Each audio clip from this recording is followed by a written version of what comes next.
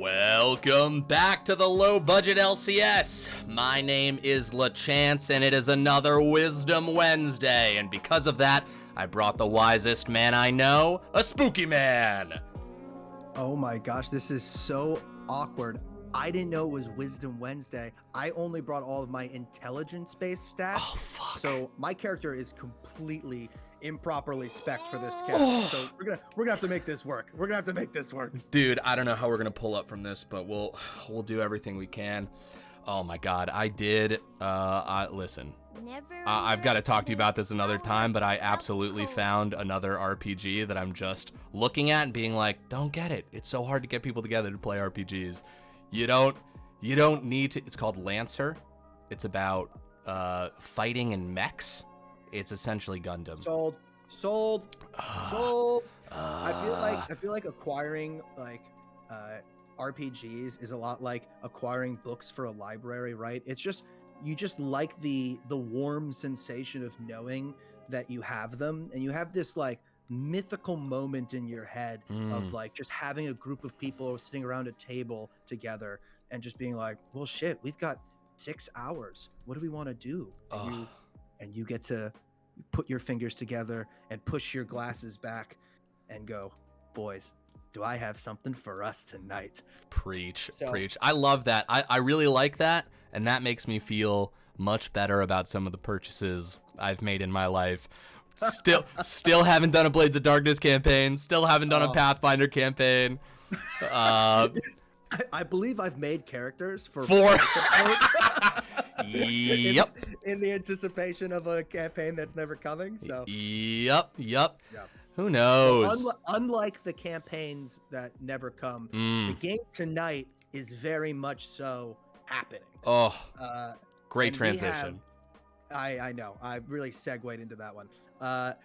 We have two absolute banger teams about to duke it out here on the Rift today.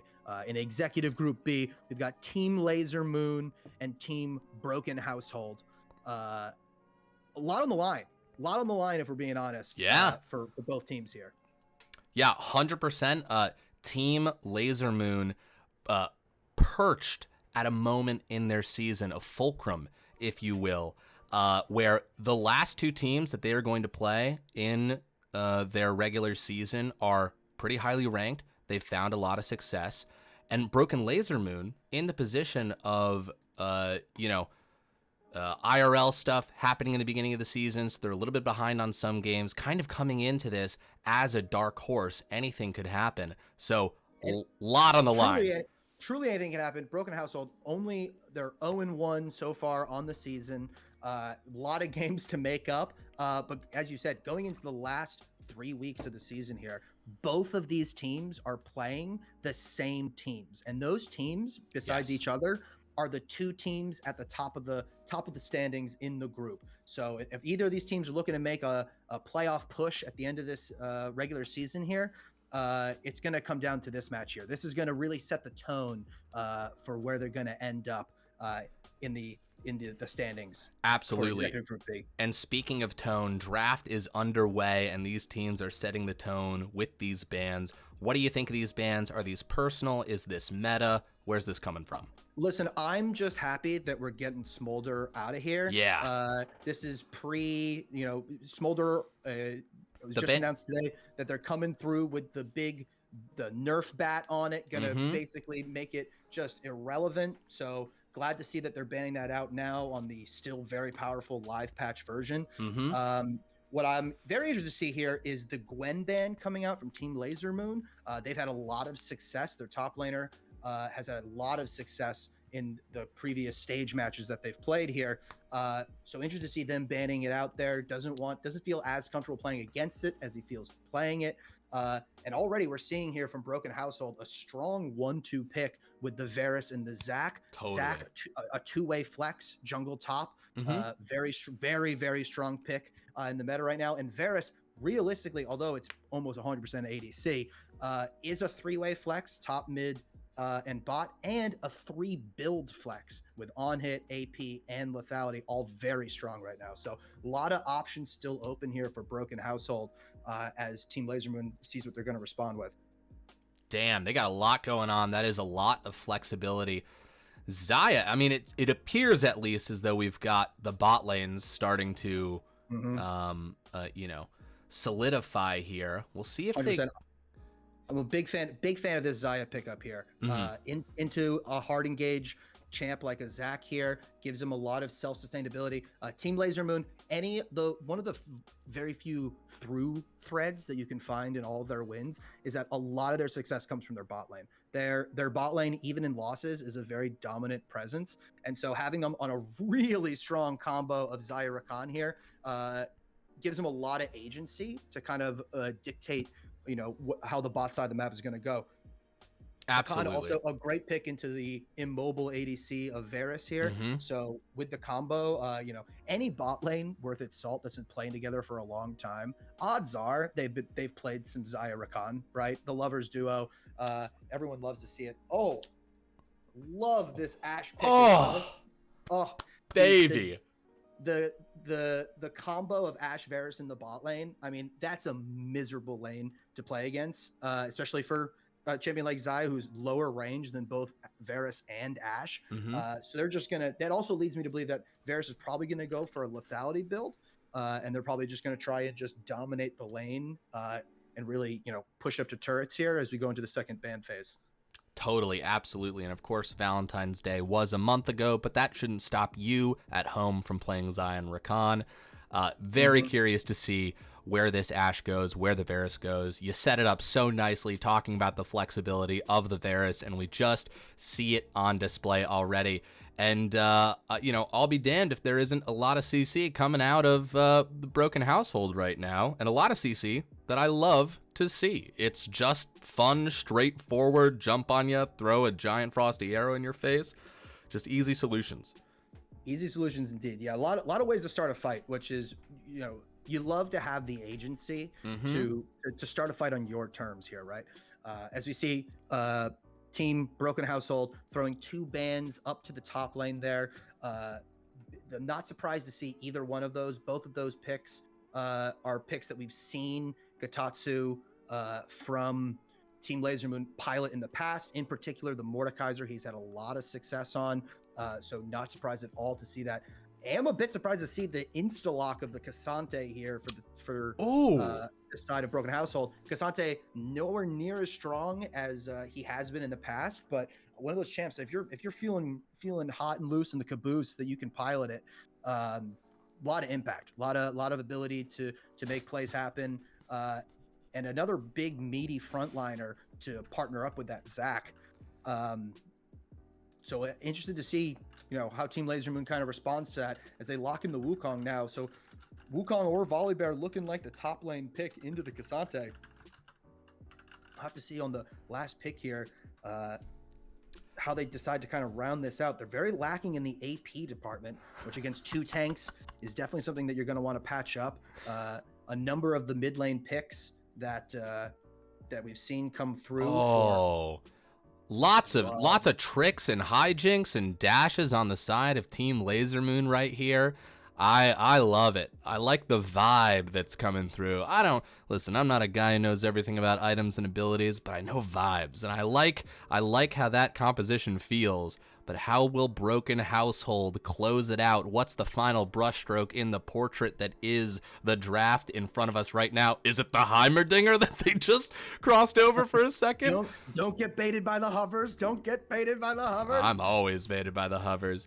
Youngster Joey, I don't know what the betting limit is, but listen, try and find out. Oh, a Syndra! Love to see it. Syndra's a great pick here.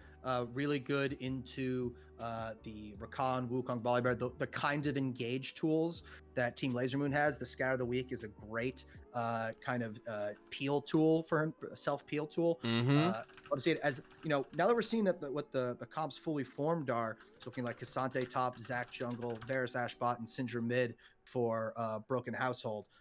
Very, very strong comp here. A lot of CC, as we've already said, and a lot of tools to kind of work through the early game, in particular around that bot lane. I think if the Zac spends enough time down bot with this Varus Ashe, it's going to be an absolute nightmare for Arcadius and Wugababo on the side of Team Laser Moon. It's going to be a very difficult to lane. That's just an impossible lane with any sort of jungle pressure to play. Just the amount of pressure you get from an Ashe, from a Varus, just poking you down, whittling you down, really difficult to kind of interact with. What are your first responses on seeing both these kind of team comps here, and where do you think the strengths lie for both? I mean, I look at Broken Household's team and I say, okay, right away, the CC jumps out to me. You got classic abilities in this game. You've got the Ashe R, you've got the Scatter the Weak from Syndra, Varus's ult as well, Zac ganking from every angle, even the most confusing ones, and then Cassante just able to put you wherever he wants in a team fight. So I think they have a lot of ability to pick. I think that the great thing about CC is, hey, it's great when you're picking someone. It's always useful in team fights as well. So I think that's a huge strength on their side. And on Team Laser Moon, I just, I see the atomic bomb. I see it as clearly in my mind's eye. Rakan ulting in, Wukong jumping in, ulting as well. The Volibear dunking on all of them while Feathers rip through the whole team, locking them in place, and an REQ on the way back. All that extra damage. I think there are two really clear team fights here, and I'm just excited to see him play it out. Yeah, I agree. I think on the side of Team Laser Moon, they have a bit of a hurdle in execution. Right? I think if we're looking at ease of execution here, I think Team Broken Household kind of has it. Sure. They have so much non-committal CC, right? So many ways to start a fight without like forcing their hand, right? Whereas all of the engage tools and CC that comes through for Team Laser Moon, it's all or nothing, right? A Rakan engage, a Volibear, R or Q flash, Wukong engage. It's all puts you right there. And what I really worry for on the side of Team Laser Moon is if they fall behind early, in particular in the mid lane, I think that their damage options are going to be really limited, right? Ahri, a very strong champion if ahead or slightly ahead going into the mid game, but late game really falls off with the amount of potential DPS, right? So if Ahri falls behind and you're Cassante and Zac looking at the other side of the map there, you stack armor, and that Xayah, Wukong, Volibear are not going to be able to get through you, right? So I think a lot of pressure on the side of Team Laser Moon is going to have to go through getting this mid lane ahead. Whereas conversely, on the side of Broken Household, all their focus has to be in getting this bot lane ahead, right? Because if Varus Ashe falls behind, right? You've played an immobile ADC into a team that has a Volibear, Wukong, Rakan, it's lights out. You're going to get absolutely run over. So both sides I see a clear early game priority, right? That I think each team kind of has to focus on to kind of patch up the woes of their comp.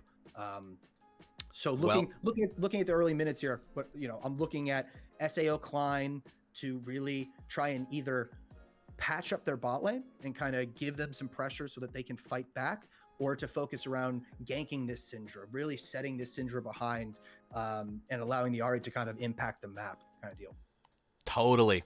Well said. Couldn't have said it better myself. Let's just do a little bookkeeping with chat here. Tiny Hands says the casters are the hunks. Tiny Hands. Oh, shucks. You shouldn't have. And Sports says lovers versus lovers bot lane. I believe this is in reference to the fact that one of the fun facts that was sent back to us about the Broken Household. Oh, my lights just flickered. So if there's a power outage over here, that's what happened. Their bot lane on Broken Household has been playing together for 2.5 years, very affectionate towards one another, so it's fantastic that they're going against Xayah Rakan. Zelia saying, was wondering why Bigfoot sounded different. Just realized this is spooky. It is indeed. Get ready for it. And then Oh Hi Vega says, Lato's Locks Chance. That is how you say that. That is how you say that. I do love Loki Aurora. Even that amount of CC cannot hold their household together with that face. Very well put. Very well put. It was both their names are just purple. But yeah, we've got people cheering for household out here. Also, Loki also said Anyone else see the garlic stuffed crust pizza from Papa John's? Got it last night. Dipping their normal crust in the garlic sauce is better. Don't get sucked into buying it like I did. Thanks, Loki. Just a public service announcement. Better ingredients, better pizza, Papa John's. You know, you love to see it. Yeah, real brand loyalty here. Yeah. Oh, let me stream we're not this. Sponsored by Papa John's here at the Low Budget LCS, but we endorse a good product when we see it. You know what I mean? So, I gotta say, I'm a Pizza Hut guy. That's my. Wow. I know. I kind of wish I had known that before I agreed to cast. Before you agreed to cast, yeah. I get it. Yeah. Drosmages. Also, I think you had a LeChance toast earlier. Pizza Hut is the best stuffed crust. So true. So true. Oh, you missed bets because you were in the solo queue game? I'm sorry, man. I'm sorry. There will be more bets. The beauty is that this is a series. So, you know, regardless of what happens in game 1, you will have the opportunity to bet in game 2. So, don't you worry. Your schmeckles will be put to good use. Keep your head up. Don't lose faith. Also, Vega realizing in real time that they're a mod. Vega, I made you a mod on Monday. So yes, you are a mod. Feel free to use your powers in any way you like. We're loading up onto the Rift. Both teams running out towards looking like a basic 5-point start here from both teams.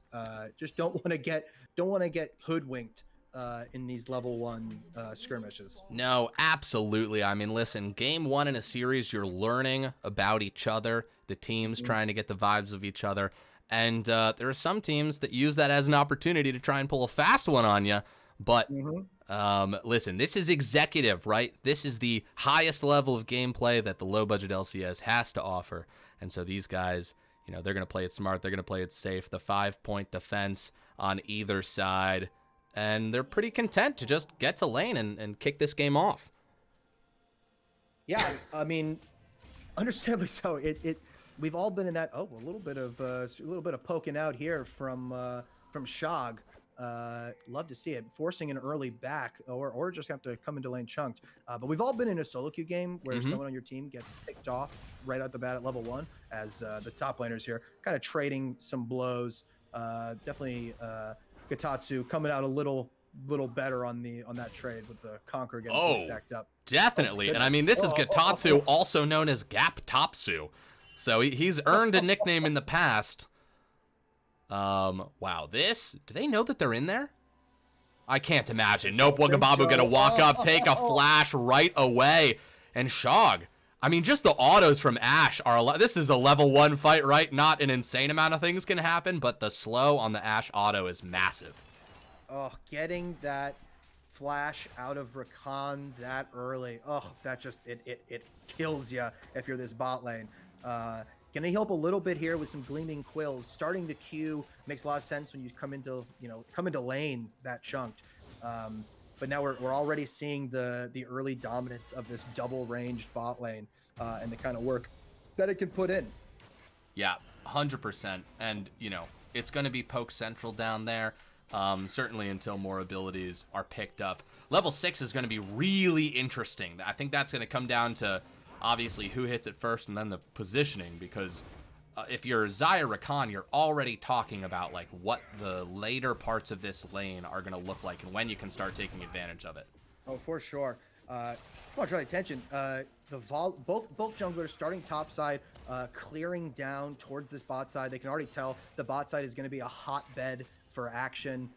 You know, it's very volatile. The volley bear up so much tempo. I missed what happened that set him so far ahead. Well, we're gonna see what happens now, and a gank is gonna pop off. Ghost is popped right away, and Shog forced to flash as well. They gotta get some distance and weaving some autos in, but a flash forward, one more auto will do it for Arcadius, but they just aren't able to get it as the Zac is here. They jump in, and that's gonna be the Xayah going down first blood to the Zac, but this fight isn't over. Now it's the double buffs going on to the Zac again. An early double kill for Broken Household. Oh, so tragic on the side of on the side of Team Laser. Oh my gosh, that no point did on the side of Team Broken Household. Did they think that Volleybear was going to be there that quickly, right? I mean, Volleybear comes in a camp ahead of the Zac, so on a timer that they were not expecting. but they got a little too greedy, right? They had already won the trade. They had burnt all the sums. Arcadius flashing in, trying to get that last auto, just couldn't get it done. And the rest of the team, you know, when your ADC flashes in, the tank jungler and the supportive support, you know, they don't really have a choice. They have to kind of follow your move in, right? You kind of dictate that pace. So just really tragic to see the double kill over for that Zac.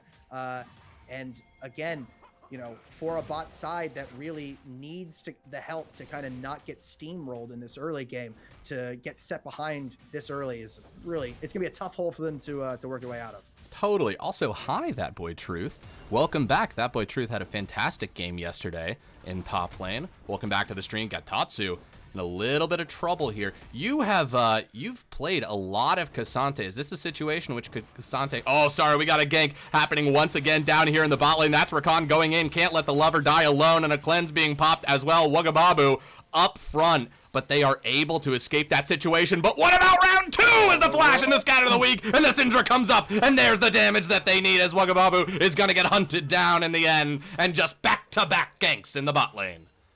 Oh, what a roam in the mid lane and from Nespi. Just a great timer. You saw Arcadius and Wuggababu thought they had gotten out of the gank. They started walking up a little too confidently, had no idea that Nespi was lurking right in the shadows. And the best part, those kills go over to the Varus and the Ashe. As we kind of called out in the beginning, when we were loading in here, a lot of attention focused into this bot lane on the side of the Broken Household. Oh, very nice angle on that charm. And Dragon's going to get started up as well. Yeah, they've got just oodles of bot pressure now, right, from this double gank now. So in theory, the Dragon stacking is definitely going to be a way for them to kind of snowball this early lead. Absolutely. Rakan going in for a little bit of cheeky CC, maybe get a little bit of damage down there. Uh-oh. Gotta watch out. Arcadius making their way back. Maybe gonna get a little bit cut off as they decide to aggress onto the Varus, but Wuggababu is gonna make their way back. And look at Arcadius. They've got maybe 2 routes. You can either go deeper in the jungle or try to play the river. They've got allies. Honestly, well played. Arcadius gets out. Really well played from Arcadius. Sometimes the only way out is through, right? And Love so that. He didn't back up with the Rakan. He pressured forward, put a lot of emphasis towards Sports. Sports running the Arcane Comet great in an extended laning phase, not great in a skirmish like that. Arcadius stacks up the lethal tempo, and you know, as the Varus, you don't win that fight, so you gotta just back off, and uses that pressure that he made to make an easy out for himself. Really love to see it. Speaking of pressure, SAO Klein here. Oh yeah, SAO Klein doing a great job here, covering them, allowing them to either crash the wave or Klein gonna go in. There's Wuggababu going in. They say, hey, we can do it too. Arcadius picks up a kill and gets Team Lasermoon on the board. A great timer too, right as Wuggababu's flash was coming off of cooldown. Perfect timing to come in, put the gank down with a little bit of a lane gank there. From the side of Broken Household there, got a little cocky, not taking a back there once they kind of pushed out that wave. And they got punished for it. 100%. And Spooky, this is executive, right? Look at these teams. What might be crushing in another sense, they say, okay, these are simply notes in what we need to do to make our... Oh, hold on. Got Tatsu. Nope. All right. Top lane is always hard to read where, you know, what's going to be just 2 guys, you know, faffing around on what's going to be a kill. Especially, you know, the Cassante stacking armor, going to be a very tanky boy. The Wukong passive gives you just armor as you hit people. So, you know, into an AD tank like Cassante, they're just going to be noodling each other, even when they get low, you know, without jungle pressure or full commitment with your ultimate and probably the flash as well. I'm doubting we're going to see a kill up here in the top lane. I've been wrong about that before. I play top lane as well, so I 100%. Sometimes both top laners just get the blood in their eyes and someone's dying. You know what I mean? Yeah. It always starts out as a noodle fight. It just depends on how it ends. Exactly. It's all about what you mix with the noodles. Dude, look at this bot lane. Syndra hiding in the bush. Zac clearing vision. They want to go for the dive. They've showed themselves. The question is, can they pull it off? Looks like Rakan is going to be the target there as Zac dives in, and there's the Xayah ultimate. She's got to pull the feathers back. She does. She gets 2 stuns right there, and that's the Syndra ult as well, and she dies in the end, but can Volibear clean this up maybe a little bit? That's 1. Oh, that's the passive. That's 1 kill down the turret. Going to help out a little bit. They've just got to clear up the rest of the body, and wait a second. This might be a disaster for Broken Household as Klein now chases him down and gets it with the triple kill. Very clean. A 3-pointer from half court as Grant trying to find an angle. There's a clean charm. He's got the Q as well, but a good flash from Ashe is going to get her the distance she needs to make it out alive. What started off as such a good gank from the side of Broken Household, which is still a very good gank, right? Totally. You got the kills onto the Varus, up ahead, 15 CS on a crashing wave against the Arcadius, but the timing of it was what was really great about it. Wugga Babu still hadn't ticked over to level 6, right? And so you had the Ashe and the Varus at level 6, setting up an easy dive with the assistance of their jungler and mid laner. They just overstayed. They got a little cocky going for the double, and just gave just enough time for SAO Klein to come through. Now, looking at what the lasting implications are of that skirmish down there, right? A lot of gold onto this jungler here on the side of Team Laser. So, you know, not a place that you want the gold per se, right? With the Ahri only getting the assist, doesn't get the last hit for the shutdown onto that Varus. So not the exact allocation, but you know what? You're just happy that someone got the kills, right? Yeah. Right. At that point, you're salvaging a situation that you had no business salvaging. So you'll take what you can get and be very happy about it. Totally. No, absolutely. And in the meantime, the Grubberment has been formed. 3 grubs going over to Broken Household. You know, making sure. God, look at this deep dive here from Klein, and this is going to be everyone literally. Back-to-back plays. Oh, a really great arrow, though. Hold on a second. That's going to be it from downtown. Magnificent Ashe ult slamming into Volibear under tower, and he just gets railed by the rest of the turret shots. What looked like such a good dive. Volley with ult up. Rakan with ult up. A great arrow from Shog, no doubt about it, but I really want to highlight that flash from Sports. The timing of it was impeccable. He flashed as the Rakan W was in the air, so he did not get taunted up as the Volibear is R-ing the turret, so he has enough distance that when the arrow hits, that he is in complete safety. I mean, he comes away with that dive. Look at how healthy he was at the end of that dive, because he flashed the initial engage. Really good. Oh, hold on. Grant trying to start something here. That's the second charge of the ult. They've got one more, but that's the Syndra ult as well. Low health bars, and Grant's going to get it in the end. Huge pick up there for Grant. What a play. Sees the timing and goes all in on it. A perfect execution there to set himself ahead of Nesby in the mid lane. Just what you like to see here. 100%. Shady Gecko in the chat said, Grant, when you watch this back, I want to know why you're not 8-0 by now. You wrote that a couple minutes ago. But listen, 101, that's a great way to start. Oh, yeah, for sure. 101 with the Malignus completed, up a level on Nesby. Nesby forced a TP back into lane. A really good timing to see the opportunity and pounce. And again, the mid lane here, Grant, as the sole AP source, obviously, you know, Volibear, a little bit of AP. Right. Technically, even Rakan, a little bit of AP. But realistically, in a late game Speaking of Volibear, that's Klein flashing in, dodging the scatter of the week. That's massive. The question is, boom, baby, the arrow hits. A teleport's coming in. You might have to flee. Got Topsu coming down, looking for an angle. Right there onto the Syndra. That's an ult. As we have a fight in many different quadrants here. Grant's going to go quite low. Sports maybe going to get that kill. But it is massive. Everybody dropping their ultimates as fast as they can. Ashe has now shown up, and so has Arcadia. This is the whole team. Everyone's here to fight as we see red health bars dropping one after another, and Klein forced to back away. Tuslow, tanky, but not so much that he can take 4 people, and that's a double kill for Arcadius, and 4 for 1 on the day. Wow, what a team fight from both sides there. Really just back and forth. You could really, it was so fun to watch just as new members came into the fight and just like watching the tide shift over and over again.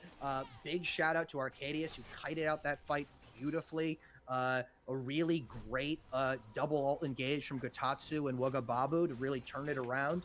But the TP in from the Cassante there from Netrol Gen looked like it was really going to swing the fight, right? Forcing Grant into that terrible chokehold where just they all pounced on him. But it just took too long to take down the Ari, and by the time that they did, they were too deep, and the double engage from Rogababu and Gatatsu just absolutely decimated them. It was beautiful to see. Dude, that fight was just a fucking Royal Rumble. Every 15 seconds, a new challenger showing up, walking in. We had the TPs. We had people coming in from every single entrance, from topside, round up from bot through the jungle. That was magnificent. God, this series is gonna slap. This is going to slap. This is a great matchup between these two teams here. As we look at the scoreboard here, right? A little bit of about a 1K gold lead from Team Laser. But on the other side, the two dragons stacked up already from Broken Household, giving them a really easy way to kind of transition their bot lane pressure into a mid-game lead. Oh, no. Shogue might be in some trouble. Good use of the flash. That's what it's there for, folks. Yep, a little bit of auto-pathing, it looked like. Kind of brought him down into a little bit of no man's land. Oh, Grant could dive over the wall, but going to be met with all the CC in the world as Grant has one more dash, has to use it over the wall, but a flash forward actually not going to stop him. That Zac bouncing his way back to his buddies. A little bit of a clearing from wards, but almost a pick there. And no one goes down. Grant sees the opportunity, right? He dashes in, goes for the charm. He hits that charm. That whole team's right there to have his back. They're going for an objective, too. This fight is not done. Corralled on all sides. I see Ari teleporting in somewhere. The camera wants us to see Void. Okay, here we go. That's a scatter of the week. The charm goes a little bit wide. Klein is going to start running in. Zac, but look at this. The 2-on-1 onto Nesby right here as Grant trying to take him down, and Ignite ticking as well. Arcadius on a killing spree as the Zac passive is popped, and they slurp up the glue. Yeah, that's the call I'm going with. They're slurping up the glue, but it's not done yet. Look at Grant on the side here. That's going to be Varus getting taken down, and now Cassante doing everything they can, but they are just simply outnumbered as they are hunted down, and 4 for nothing as Team Laser Moon just gets everything they want. Team Laser Moon sees the split frontline backline of Team Broken Household, and really just pounces on it. Oh, there it is! Clean from Grant. What a dagger. Just really taking advantage of kind of the hectic nature. They start up the objective, force them into the river, and just from the side of Team Broken Household, just looked like a bit of a split call, right? We had a couple of the carries separated from the front line as Cassante is trying to make a long flank and just doesn't quite get there in time. Bit of a missed timing, whereas on the side of Team Laser Moon, they were all coordinated. They were there all together, and they selected their targets beautifully. Look at this Ash arrow. Will it find a target? It does, as it always seems to. Hits Rakan right there. Show gonna walk up. But it looks like Broken Household going to secure their third dragon at 16 minutes and 50 seconds. They are going at a quick clip. You love to see it. You know, from a team that had a lot of bot lane pressure, a lot of bot lane push, they really did a great job of transitioning that into now they're on Soul Point with a Hextech Drake. A Hextech Drake with the amount of range that they have is going to be really oppressive if they're allowed to get it. And you know, from their perspective now, they can leverage that, right? Because there's a lot of standing gold on the map right now with all these turrets up. So even if they don't go for that 4th Drake, it gives them the opportunity now to try and take down some of these outer turrets on the other side of the map. Absolutely. So really opens up the map for them a lot. And a Soul would definitely even out that gold lead. We might see another fight popping off right here. Nice scat of the week is going to connect. But these fight, they are blue screening me. Gone are the days of marching towards your enemy one by one. This is special forces shit coming in from every single angle. And I love it. There are so many tools that we're just seeing them, just have a masterful use of. But I agree, our eyes have got to be on this Soul, which is going to be coming up in about 4 minutes here. Grant, okay, goes for the charm onto the Zac. Shogue has Ash Arrow, does not pull the trigger. Yeah, not a lot that a Rakan Ari can do against the Fed Tuzlo on the Zac here. Already with an item and a half complete under his belt. And, you know, those 3 kills he got really going to make him a very difficult front line to kind of break. Oh, All right, a little bit of drunk driving there. Rammed Listen, into we've the all wall. done it. Just straight up. Driving. No one should be drunk driving. There we go. There we go. There we go. That's not our. It's not the position of the low budget LCS. Exactly. I have done that more times than I can count. Just slamming the Rift Herald right into like not having enough space to pull the turn off. I'm actually not even sure that it charged. Did we get a charge off on that Rift Herald? I believe so. I believe that was what they used to kind of crack open mid. Crack open mid tier 2 there. But you know, looking ahead now to the next kind of objective fights here. The big winner of all of this skirmishing that kind of happened over the course of the last 5 or so minutes has to be Gatatsu on this Wukong. 4-0-2 with a 400 gold shutdown, 2 completed items. Wukong, a scaling champ, right? As right. powerful as he can be in the early game in some matchups, you're really playing him as a scaling champ around the 2 to 3 item mark with his passive and his tier 2 ultimate. In a team fight, he becomes impossible to deal with. There is no amount of damage that this Varus Ashe combo, both going lethality, are going to be able to do to this Wukong in the midst of a team fight once he's ulted on top of them. And so, you know, I think a lot of their as a big engage comes through here. Yeah, Zach's gonna go forward. That's the flash. We've got the Xayah ult as well. Ashe arrow goes a little bit wide as teleports are being called in, but Scout of the Week actually disrupts it, almost 100-0 in Grant right there. And Klein is in the bushes. He's gonna be spotted out, but Tuzla says this isn't done yet. There's the charge. There's the flash. That's a 3-man knockup. 2 and Wukong going in. This is the dream. That's the dunk from the volley bear as well, and they absolutely cut down Sports right there as Nesby now on the run, and Grant, even with low health, has showed up. The Cassante though gonna ult him right there, but not enough damage to get the kill. He's gonna try and go for it, but the rest of the team is there to back him up. But Grant, the mad lad, dashes towards the Cassante and gets the kill anyways. A little bit of an over-eager dive there from Tuzlo. You know, gets the ult out from Arcadia. Such a big cooldown, especially this close with objectives up. But takes it one step further. Doesn't see SAO Klein and Gatatsu lurking in the shadows, coming down the river. And an unbelievable engage from Wugababo. Just an absolute insane ulti-W combo to knock up 3. Sets it up for Gatatsu to follow up. And, you know, when we were talking about look at this. Look at this. Maybe the steal. Will he get it? Blue team gets it. Very close, though. Zach, you gotta love the gumption. You gotta love the try. You gotta go for it. You're playing Zach. It's the whole thing. You gotta on the side here. Grant lands the charm. We've got the damage. That's a flash away from the Ashe. Okay. Just gets taken down. Charm goes a little bit wide too. Grant's just gonna run their way out of there. Gonna run it out there. Happy to get the Baron on all 5 members. Big engage there, as you said. I'm calling back to when we said it in draft. You said you saw it in your mind's eye. The Rakan into the Wukong, into the Vire on top with Arcadius dropping the feathers down. It was exactly as I'm sure you saw it in your mind's eye. Just a perfect engage coming through. And now moving over onto this Drake here, using the fact that they're coming onto the map fresh with just so much gold in their pockets. Now a 9k gold lead with the Baron buff. Take away the soul opportunity. Forcing the flash out of Sports too. Just a tough situation now from the side of Broken Household. As you're looking at your options, your tools for getting back into this. Yeah, absolutely. And you know, always, you know, what you're going to have for the rest of this game is the fact that, okay, you could get soul, right? Those dragons do produce stats that are worth X amount of gold. So there is... The gold lead is smaller than it seems, but it's still big. And they do still have to take this very seriously.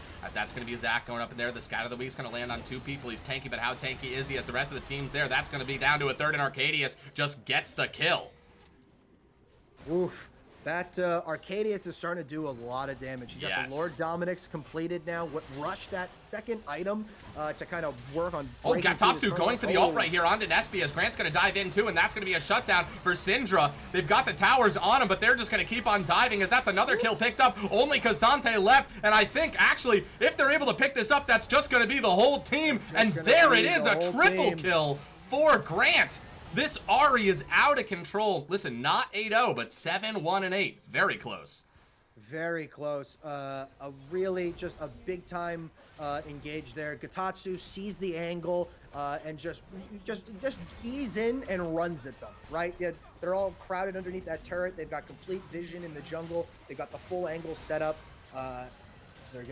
Grant's gonna skirmish a little bit to get out of there, but they get the inhibitor down, a big engage, and now we're just with every one of these team fights, right? The margin for error is getting smaller and smaller for Team Broken Household here as they're watching their tools for victory kind of slip away slowly but surely. You had these two big meaty frontliners, and the ADC on the other side has itemized correctly and is starting to really just pierce through them, just doing a whole hell of a lot of work. So if we're looking at how it is that they can work their way back into this game here, it's going to look like they need to get a huge engage onto. One more charm could do it. Sorry, one more charge of the Ash, but there it is. But hold on a second, there might be a good turn right here, and they get it. That's the shutdown. Very clean. Oh, Zach says, hey, maybe we can do something here. He's going to go on to Gatatsu. That was a big time ult from Sports there. Hitting the long range Varus ult to get the pick. Oh, Tuzlo, a little bit of trouble right here. That's the Ignite going down as the teleport's going to come in. Cassante is going to get into the mix as well. There's going to be no ult from Varus here. That's a scatter of the week, but Cassante is going to remove Wagababu, put them aside. But here we go. Gatatsu now diving in. He's got the charges of the ult. There's the second one being charged. But actually, Sports gets the kill. And so far, this is 2 for nothing in favor of Broken Household. Tuzlo going to check the bush again. And yes, they are still there. Klein, full health. You gotta be careful of that volley bear, but they're still gonna get out okay. Tuzlo goes and face checks into the bush, into where 4 people are, and lives to tell the tale. Both frontliners there putting in a lot of work, just really making a lot of space to allow this double ADC bot lane. Dude, these Ash arrows have been hitting. I honestly, great job from Shog. Shog? Oh, yeah. Shog. I like Shog. But big fan of what we've seen out of Shog and out of Sports. I mean, realistically, we said it early. They put a lot of pressure down bot, but playing 2 immobile ADCs into the comp that they're playing against, it requires their front line to just create so much space. And even then, there are just so many point and click tools on the opposite side to kind of get in their face. So they're doing the best with what they're working with here. All right, like the Tuz. Honestly, Tuzlo is just gonna throw his weight around. Oh yeah, I mean we saw it right there. He face checked into 4 people, right, and they just could not break him through. Because the big thing is that if Grant is not in the fight, like he wasn't, right? He had just been picked. He is the only AP source. Look at Tuzlo's items. He's right. He has 2 armor items, including a Thornmail. So the other side, if Grant's not in the fight, they really just do not do any damage to him, right? It takes so much, free hitting time for this Xayah to kind of pierce through. So big pick onto the Grant, and I think honestly that's probably what they'll look to do to kind of pull ahead on this game. Absolutely, and this is going to be massive. They're saying, okay, Broken Household needs to get this dragon, but hold on, Cassante maybe going to get picked on the side. Grant behind that wall. All the players are set except for Wukong. Who do they? Yes, they do have teleport. Wukong's in a bush. Grant's gonna go half health. There we go. Wagababu ulting, but pretty deep. Here's the teleport coming on through. Cassante gonna be Broken Household's a little bit split right now, as that's gonna be Tuzlo going in. They need to reorganize. Let's see which direction Cassante goes. They pull back. They're not willing to sacrifice everything. Not just yet. They need to get a little bit more poke down, but the dragon is already being done down to about half health. But Zach is actually going to go in onto it. Hold on, there's a little bit of a flank here. Tuzlo in deep, the Rakan knocking him up, but on the backline, Gatatsu dealing so much to the backline, they need to cut him down if they can. And the 2v1, the Zach eventually does go down, and there's the passive being cut down. Hold on, he comes back from the passive, but then gets taken down. A 2-for-1 as Gatatsu is killed on the back end.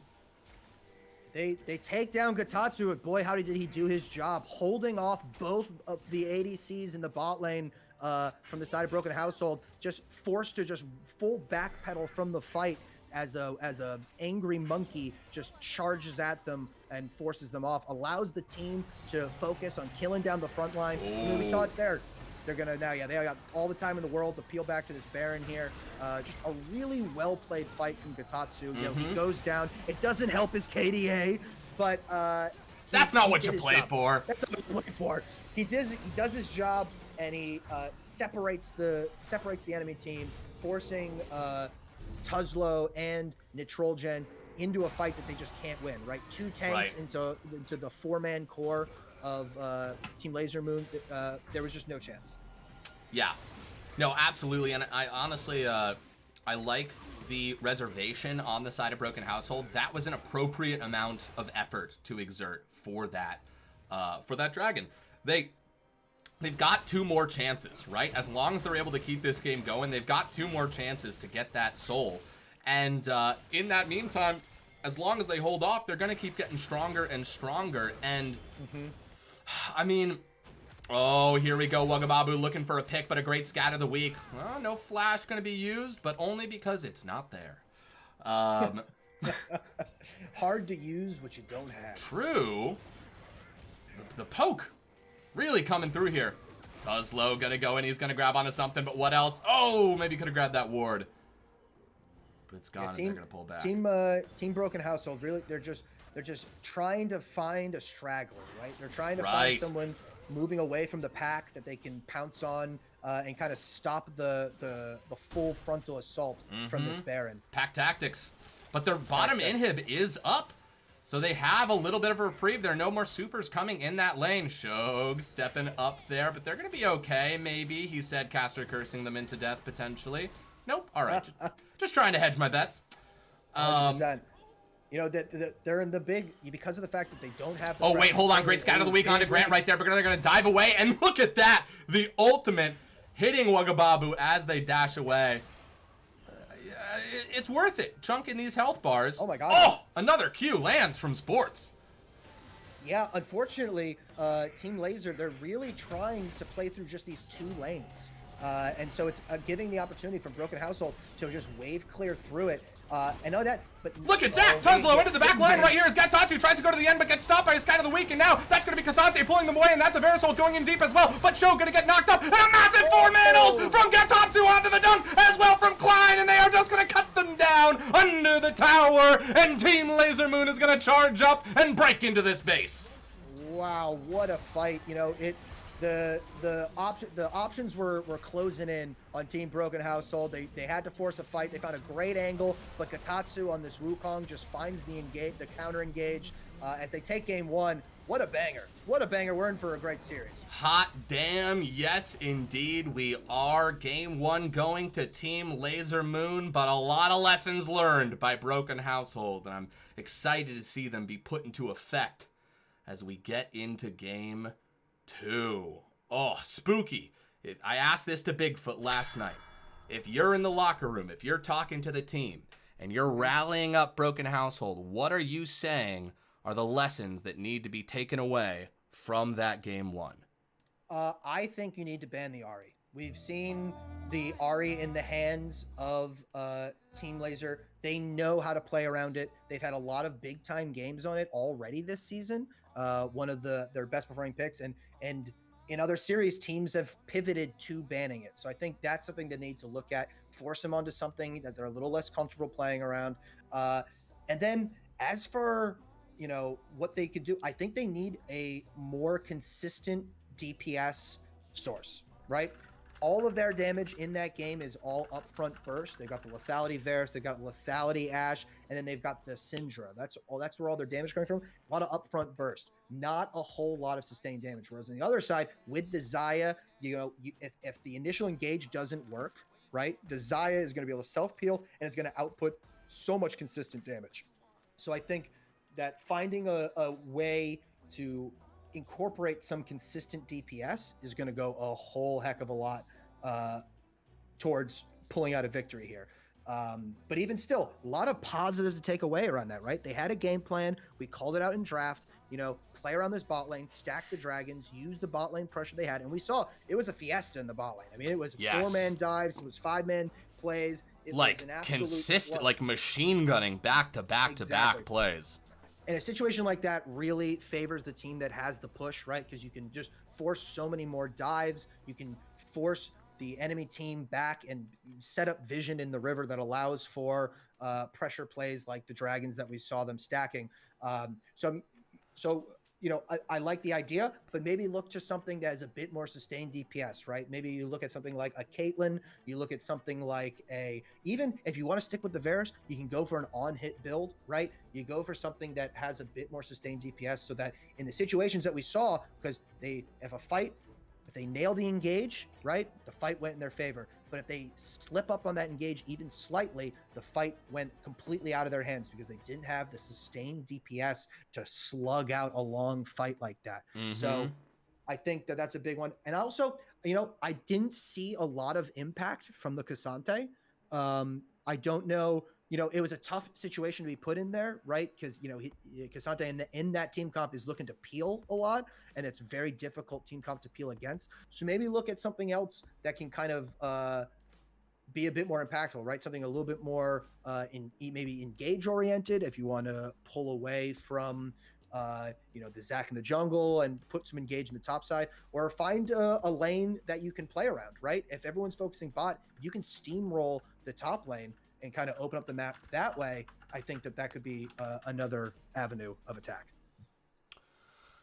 Honestly, very well said. Yeah, I think, from the mental standpoint, I think Broken Household should be rest assured that they can compete with this team. They should feel good about how they played because, 100%. Again, just back-to-back plays from both sides. And I loved the dueling aspect of the bot lane. We had, almost the teams learning from each other in real time. How to pull these ganks off, and we saw them coming from every angle, and not just because there was a Zac in the game either.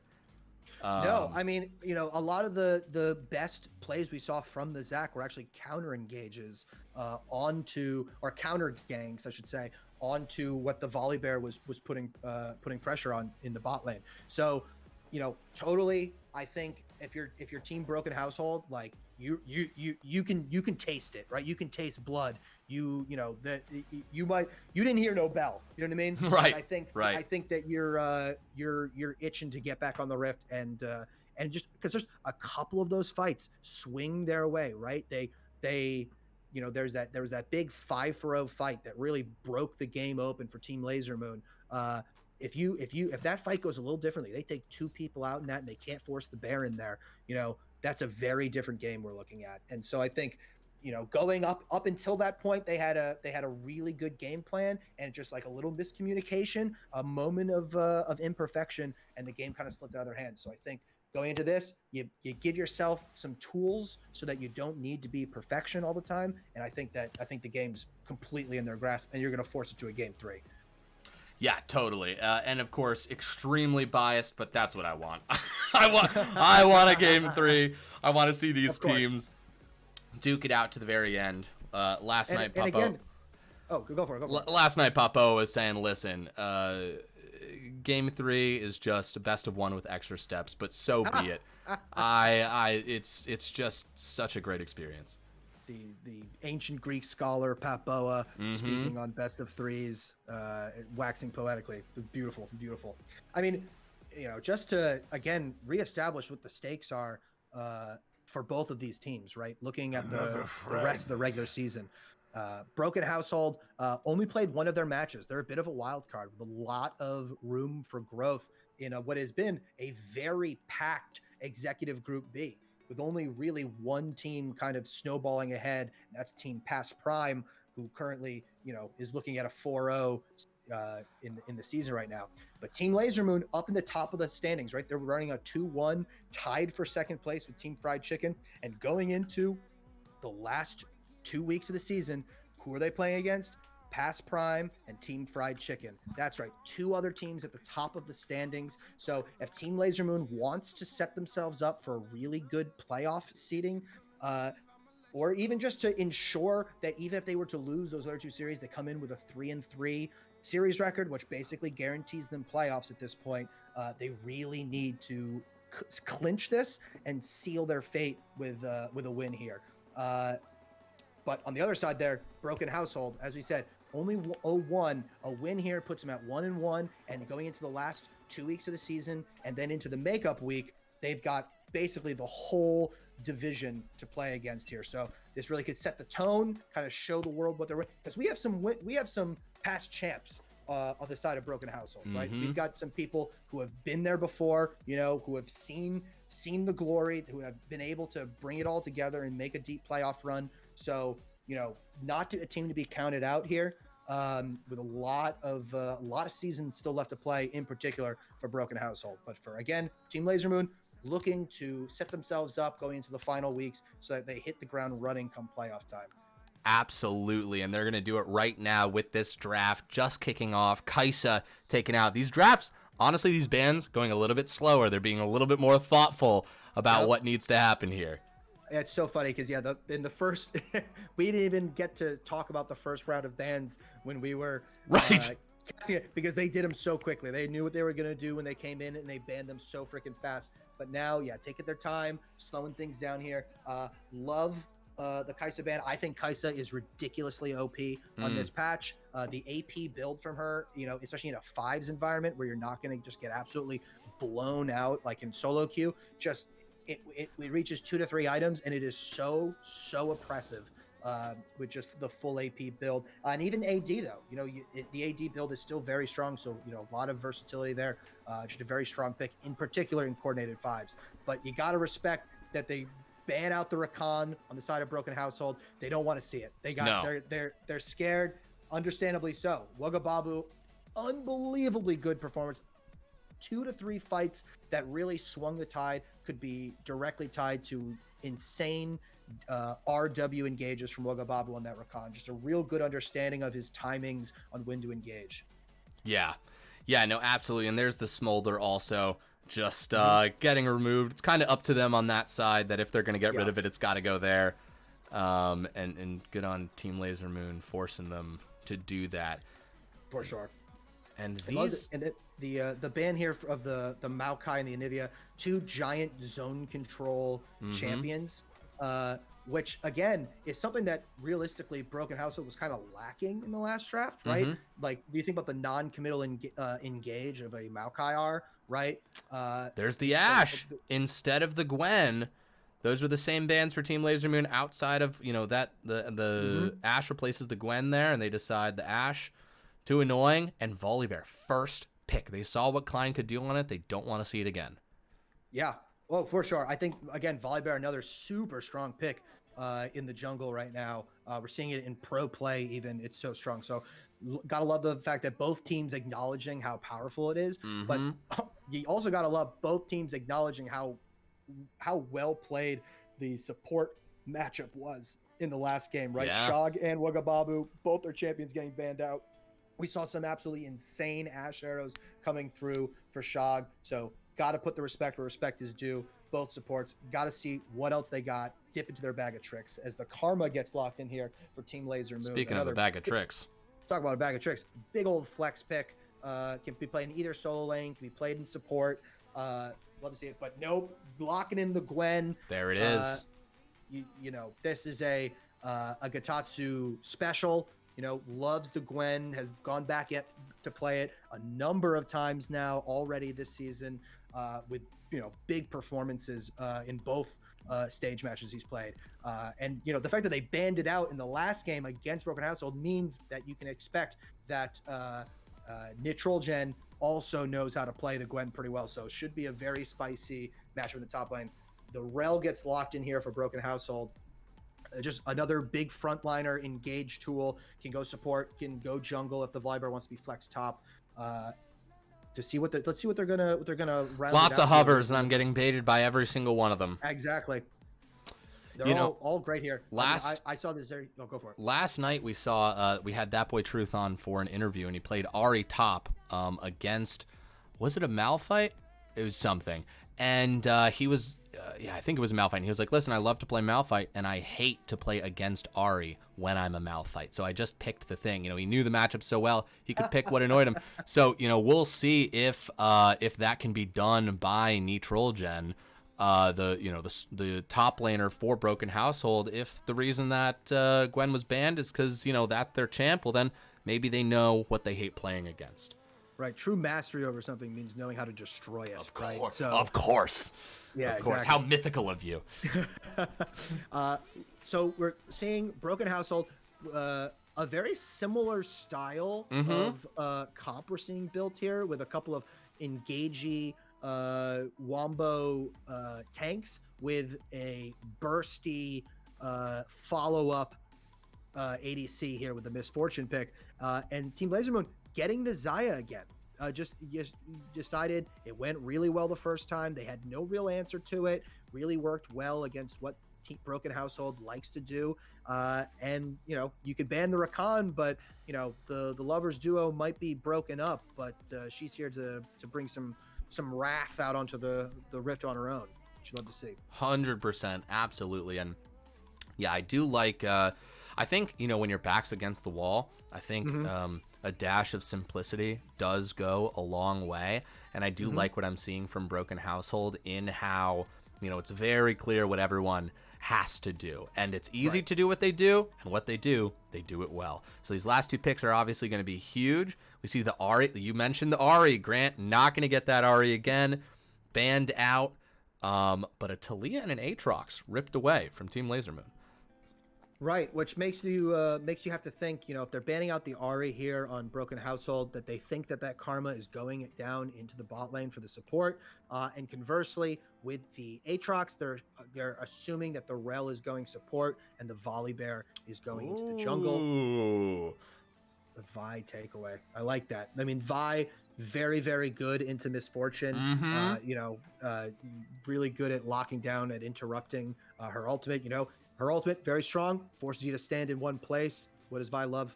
A champion that's just going to stand in one place, right? Right. So love that takeaway there. And also, you look at the side Team Lasermoon, not a lot of engage tools, right? Starting a fight for them with what they have right now is very, very difficult. The Braum, not going to help with that. That's a Peely champion, going to really do great work to keep the Xayah alive, which means the Karma is looking like it's going to be in the mid lane here. So all that's left from the side of Team Lasermoon is the jungle pick.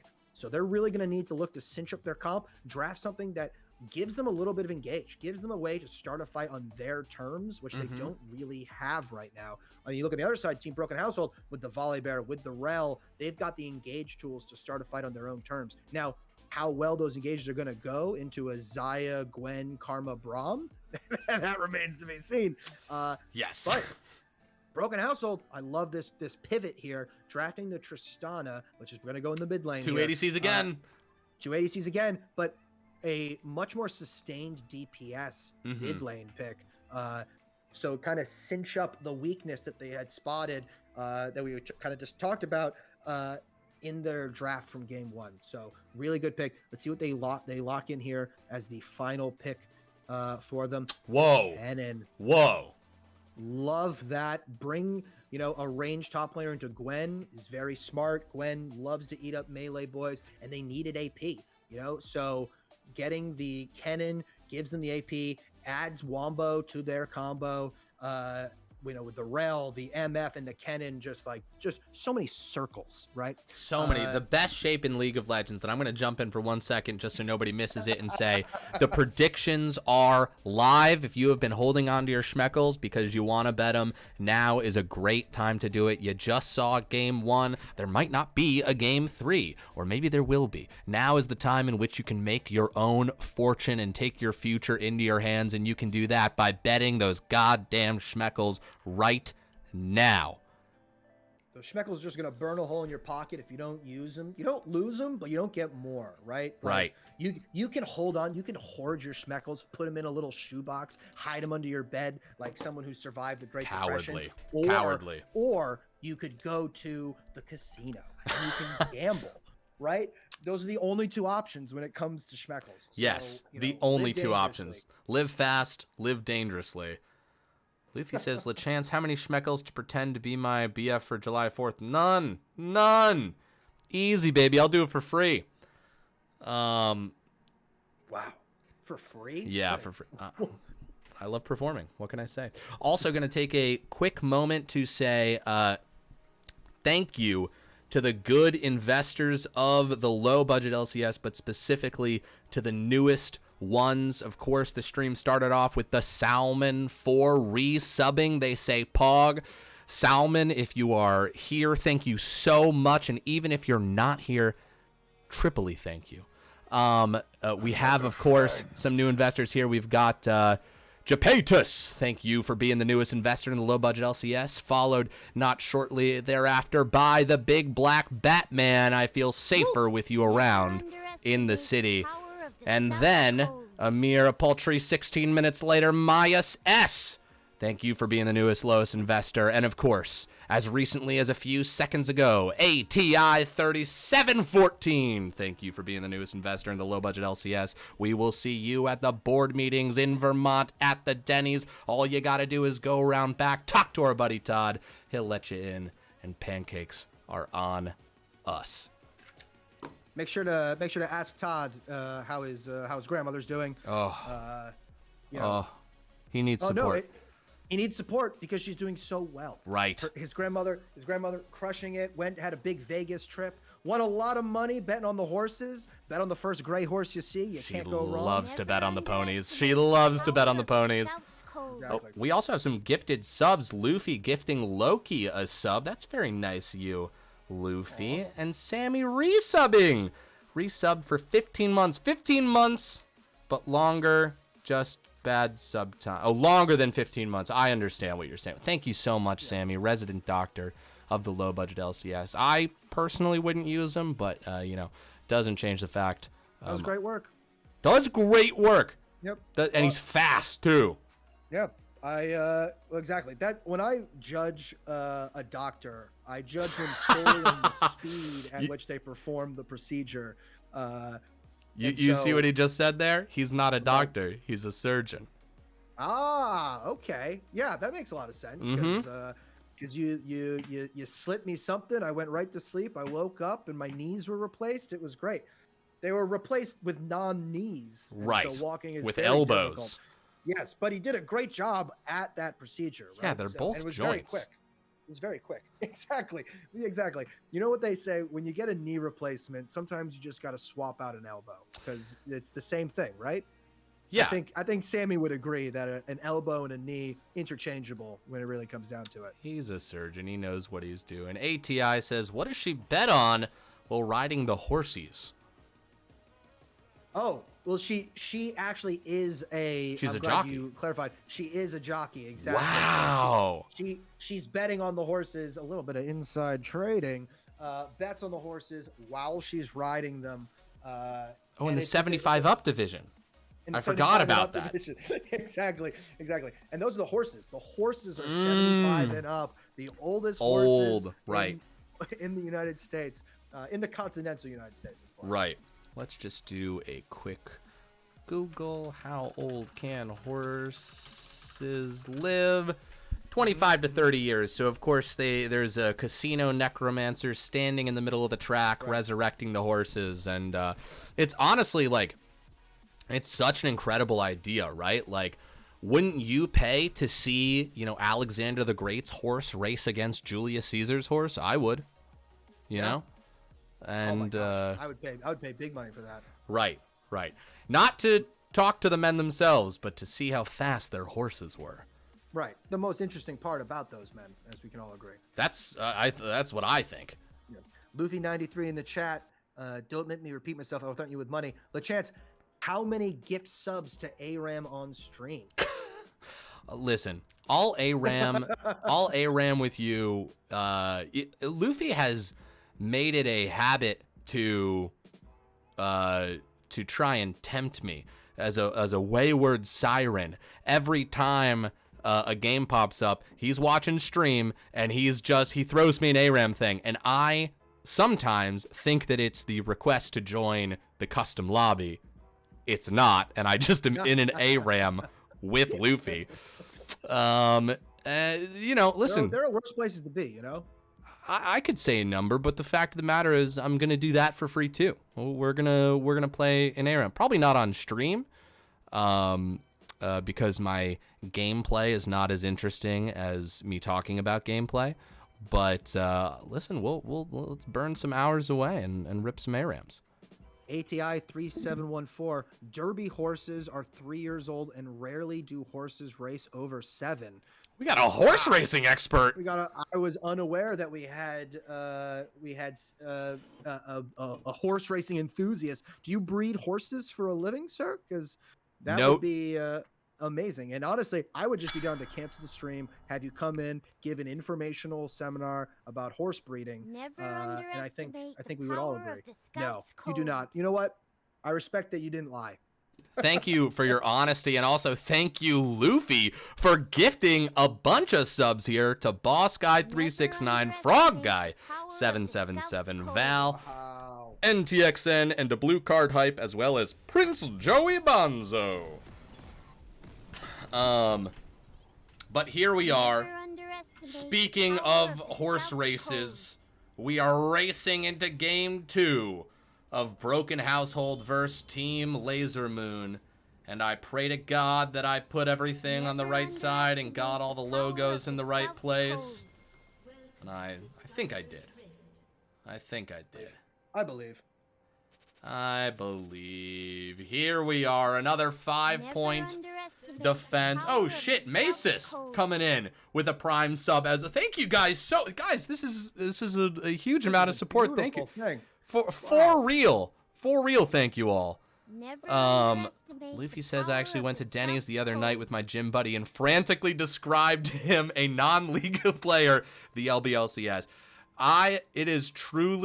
It is so hard to describe what the LBLCS is to people who don't play the game, specifically because it is a league for a game called League. So exactly. Right away, concepts are clashing, and I never know if people have like fully understood what I've said. Anytime I'm about to explain it to someone, I always compare it that we've assembled an intramural League of Legends league. That's good. You know, where everyone's playing here for the love of the game. Right. You know, no prizes, just the pride of knowing that you're better than someone else at that exact moment. Total. I say that it's basically an amateur basketball league, but for a video game. And then that will confuse some people more as well. So, you know, there's no winning. Oh shit, Titan Esports raiding with a party of 30. Welcome to our lands, Titan Esports. You are coming in to Game 2, Team Laser Moon versus Broken Household. This is our executive league, our highest division in the low budget LCS. A consequential game, but of course in the grand scheme of things, nothing is as consequential as living your best life, and I hope that's exactly what you're doing tonight. Let's get into it. 2 minutes in. Spooky, where is the first kill gonna come from? Ooh, well, that's a tough one to say. You know, what we're seeing, very similar to what we saw in Game 1. Lot of pressure down here in the bot lane from the side of Team Broken Home. With Sports and Shog putting on a lot of pressure, shoving Arcadius and Wagababu underneath their turret here as they quickly reach level 2. They are going to, you know, the CS, they're going to equal it out here. But again, we're seeing a situation where they're getting a lot of pressure down here. And we can already see both junglers, just like last game, sniffing around, pathing down to the bot side. So I can almost guarantee that the first kill is going to happen in bot lane. Oh, absolutely. These two junglers put on a master class of ganking in every which way. Last game, super action-packed game. Excited to see how this one played out. Also, Levinsky, thank you so much for being the newest investor in the low-budget LCS. We appreciate the follow as Klein, true to your prediction, sniffs around the bot lane. And so, too, does Tuzlo on the Volibear this game. Took it away from Klein. They don't know about each other. They're simply mere inches away. Will the gank come off? No, that's going to be a Rek'Sai walking away as Volibear is going to show himself, but people are going to collapse up. I see pings down in the bot lane. I know the camera wants us to watch top lane, but I'm really interested in the fight that's happening right now. That's going to be the 2v2. Hold on, the bot lane's fighting each other. Arcadius has Ignite on him. That's an exhaust getting taken down as well. Shogu going to turn his way onto Wagababu as Tuzlo showing up. Does he have the stun? That's a flash away from Wagababu as the Braum flashes to safety. And Tuzlo, y'all got to watch out. Because Rek'Sai, oh, very nice, of course. Volibear, occasionally a mage, a distanced mage in a bear form. Classic. Especially this early on, the base damage of Volibear E does a lot of damage there. So a good comparison to call it an AoE mage in the early levels. A great little skirmish there. Oh, look at this. It's game 1 all over again. These guys. But Braum, just a little bit too spiky. Get that passive mark onto one person, and you start to wonder. You're 3 autos away from being locked up till Kingdom Come. Sports in the bush. One auto, Shogu thinking about it. Oh, there's the flash forward. Hold on. There's the CC. There's the stun, but into turret range. One turret range is going to do it. One more auto stuns him up as well. And now Arcadius. Hold on. There's the rip and snip back from these feathers. One more auto does it. There's the first blood going to Arcadius. And now Rek'Sai coming down too. Sports on the run. Will they be able to get away? There is a flash up for them, but they're going to get tagged by the Braum passive. And they say, it's not worth it. I'm just going to get cut down. And that is going to be 2 kills in the feathery pocket of Arcadius. Big time plays there from the bot lane. Oh my gosh, Arcadius plays that so beautifully there. A perfectly timed pull back through to take what looked like a very good engage from Sports and Shog and flip it right on its head. Big time play there. Oh, there's the ult dropped up there in the top lane. Got Tatsu taken out, but not too far behind. Trojan falling in the end. Boy, turrets do a lot of work. They do a lot of work. You know, in the top lane matchup, we're seeing the big CS lead already from the Trojan. You know, had the counter pick, right? Left up the Gwen that was banned away in the first game, and late round picked the Kennen. A really good 1v1 there. As we're saying in chat, denies a huge wave top. Definitely worth for the Kennen, without a doubt. Really sets Gitatsu behind. Gitatsu has to TP back to lane just to catch the wave. The Kennen holds onto the TP, allows him to really exert some pressure and get a better back later. I'm going to pull back the curtain here a little bit here. Please. And LeChance, would you mind streaming in Discord? So oh my God, we forgot to do the most basic thing. Yeah, you know, please hold. A little bit of a delay. Ignore the black screen for a second. We're going to be right back. Aw, son of a bee. Hold on. And we're right back into it. Yeah, we're right back. And that's the kind of excellence that the low-budget LCS brings to you in your home tonight. Oh. Exactly. The hamsters that we have running around on the wheels, we had to really quick change them out. So many rodents running around my home. Exactly. And only some of them are being put to work. Absolutely. The rest of them are just living there for free. I have to say, it's mostly capybaras, which are just sort of hanging around. Right. You know, massive. Hold on a second. Oh, nope, classic top lane goof up there. But we've got the supports roaming around, and notably, you know, lots of fighting over objectives last game. We have got the Grubs and the Dragon on the table right now, both junglers on the same side of the map. I smell conflict, but Volibear, I don't know if anyone's going to contest him on that. Once again, the camera doesn't really want us to see this objective, but we can see him in the top left corner, and there it is. Void Grubs are gone, and nothing taken in return. Yeah, I mean, there was, you know, the camera didn't want to show it because honestly, there wasn't much to show. He was left alone, left his own devices there. I think wisely on the side of SAO Klein. He made the decision, the executive decision. Do you see what I did there? In the executive league. This guy, what a hoot. We have fun and games on set. But made the right choice, you know, gives it the objective. They did not have the pressure. Shog had already made a move, as now both junglers laying in wait around this top lane. Oh, speaking of the 2v2, there we go. That's going to be the cannonball dropping off, as that's the dunk on by Tuzlo. Klein looking quite low. One more auto will do it. And even though Gatatsu ults, they are still going to get taken down. A huge win there for Broken Household. They've got some real momentum up here in the top lane. Yeah, that was a really good read from Tuzlo. Nepsy gonna dive forward. Here. Karma right away using her defensive abilities, but this is gonna be the back and forth of the trade. Actually looking pretty good for the Karma as Grant walks up, weaves those autos in. Oof. Yeah, but really well read there from Tuzlo. Yeah, we're not gonna stop. That's just gonna be the ult as well. Is the jump up yet? No, and God, you do not want to jump in on this Karma just yet, as the rest of the team is gonna show up. Dragon still a possibility in the neighborhood, and with this priority mid, it's more than a possibility. More than a possibility. SAO Klein thought that Tuzlo was moving towards that dragon, right? You looked at the camps that were up. Tuzlo had just taken the Grubs and thought that he was either resetting and heading towards this dragon. Klein thinks he can get in a sneaky gank up towards the top side, but Tuzlo sniffs it out, is there lying in wait. Klein had already fully gone in before Tuzlo revealed himself. The real question is, do you go for the steal? Do you go for the steal? That's going to be the ult that's there. Oh my god, Clyde actually gets taken down. Holy shit, he gets it! What the fuck? A half-court shot for $50,000 in a Toyota Hyundai as Nesby is going to jump in here on Grant, getting those autos off. Not enough damage to get a kill yet, but he's going to keep on trying. What a great steal from Tuzlo.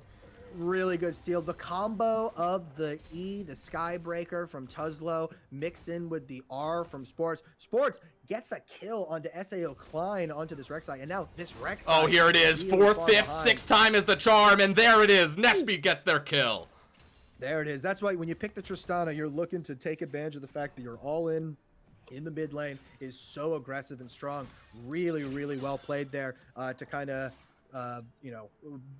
establish some presence here in the mid lane against Grant. But yeah, really big pickup on the kill. Sports getting the kill in SAO Klein. Tuzlo in the river. Maybe in a little trouble, but Shog here as well. But nope, Sports is on the way. This is not a 2v2. This is indeed a 3v1 now as Wagababu is alone. A flash over the wall trying to go to Arcadius, but Tuzlo, look at that, over the wall. These guys don't blink. They just keep the action rolling and rolling and rolling. And Spoops All Poops says that we're incredibly unprofessional. Oh, we're unprofessional, Spoops? Come on, please. I mean, you know, we're low budget, right? I mean, we never said we were professional. It's right? a promise. It's not a bit. We're telling the truth. But another big swing of a fight there for the side of Broken Household. Tuzlo now so far ahead in this jungle matchup. SAO Klein going to really struggle to have any impact on the map down so much farm, down levels, you know, losing that dragon that they had set up for so well, just from all from over the wall.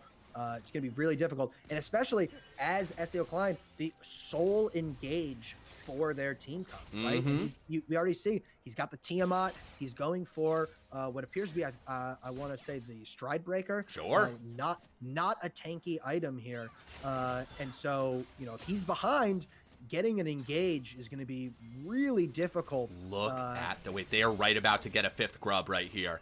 Rek'Sai is over the wall. Let's see if they can get it. This did not happen in game one. And again, let's remind the folks at home, Broken Household, blue side, needs to win this game. They are down one in this series. So things going well for them. They're going to be really happy about as Nesby is going to dive in. Less than half health. Grant thinking about actually turning back. Yeah. But there it is. All 6 grubs onto Broken Household. Not looking quite so broken anymore. That's going to be massive on this Tristana. Yeah, it's gonna be really, really big. I mean, everything's coming up Millhouse for the side of Broken Household here. True. With the 6 scrubs, the first Drake, gold on all of their carries. Oh, burning the flash there on the immobile mid laner. I mean, it is just things are really looking good if you're on the side of Team Broken Household. But as a reminder, things were looking very good for Team Broken Household in game 1. But a much closer early game, but still they had the lead. They had the early Drake count. They had a lot of early pressure. A lot of fights went their way. A couple good dives. And in the end, they just could not stick the landing. A couple big fights swung the other way. So definitely not out from the side of TLM. But we'll have to see how they close things out here and pivot with this very big gold lead that they've already accrued here. 2K gold lead this early on. Nesby's really going to go for it. Hold on a second. They must have ult. That's going to be the flash forward. One more auto's not actually going to do it. And a shutdown. Oh, and Klein starting something off here. Tuzlo trying to get a kill in the back end as they are going to hunt down this Rek'Sai. But that's a slippery Void Beast, but not slippery enough. Tuzlo gets the kill.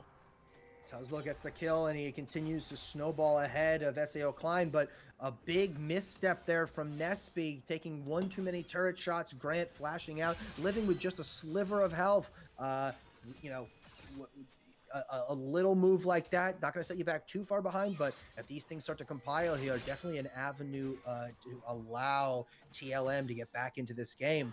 But still in a good situation here. Still have the 6 scrubs, still up 1 Drake, still up around 2K, with a lot of gold onto all of your carries. So still in a very good position here. Yeah, for sure. This next dragon going to be up in 10 seconds. teams are around it. I mean, we saw Broken Household. Oh god, another attempt here in the mid lane. Nesby just doesn't quit, and I love the can-do attitude. You're jumping in, you're jumping out, and you know, that jump, that W, really lets Nesby just kind of like vibe check how it's going, right? Yep. Definitely gets the vibe check. It, you know, all in with an all out. You know, it's very nice. Do a little hokey pokey and shake it all about. You love to see it. But you know, from the side of Broken Household, they've got the early setup on this Drake. A lot of vision set up here, and it looks like from the side of TLM, they're looking to transition. Oh, Kennen might be getting picked. He's gonna drop the ult. Stick around for a little damage, but he will make it out. But that's a big team fighting tool gone, as a team fight looks like it's about to pop off. Now Kennen will have teleport. Oh, Tuzlo just poking his head in. Yeah, an altless Kennen with a TP is not a huge threat here, and so I think with a full setup here. But he's not. It's not him teleporting in. There's the Misfortune ult, and right across the bow. This is massive as the Volley Bear goes in too. The objective is going to get taken by the red side as Nesby looking for targets and is actually going to dive really, really deep. Uses ult to actually separate the team, and now Rek'Sai is the target for Nesty here. There he is. Nope, that was just the ult, but now he dies. 2 for 1 in a pretty chaotic fight. 2 for 1 chaotic fight. They'll be happy that they got the Rift Herald there. Really well-timed R from Sports there on the engage, because Wagababu, the shield was not available to block all of that damage coming across, and so that damage just stacked across everyone. And by the time his shield came up, the big burst from Sports had already happened. So you're happy you got the Herald, but I think that fight is a great representation of how I think a lot of these fights are going to go from the side of Broken Household. Just a lot of tools to start fights. You know, we were talking about the fact that Kennen ult was down, but that didn't really matter because Shog comes through with the big ult layered on top with the ult from MF. Another fight here breaking on the mid lane. Grant looking getting low. Absolutely. Wagababu comes to... Oh, Klein coming around back right here. He's going to get a knock up onto Shog and now have the turntables turn. They have not. It's a 3 versus 3 as Tuzlo shows up, and it's just a little bit too risky for either side to commit. Seeing the strength of the Braum there, though, into this team. Yeah. Right? When he has the unbreakable will, the wall, he can set that up. Really difficult from the side of Broken Household to kind of get any momentum in a team fight around that wall. You know, they threw everything in the kitchen sink at him, and he just kind of soaked it all up. But that was a very dangerous looking 3v3 in the mid lane, but with no casualties. Both teams are probably pretty happy with that. 100%. And Broken Household up 2 Drakes. Of course, last game they found themselves. Oh, something might happen here. Shoga's spotted. Yep, realizes that they're spotted. Gets 2 autos onto the ward. Oh, gets a 3rd. Very nice wrapping around. But it's actually, 4v4. Big chunk.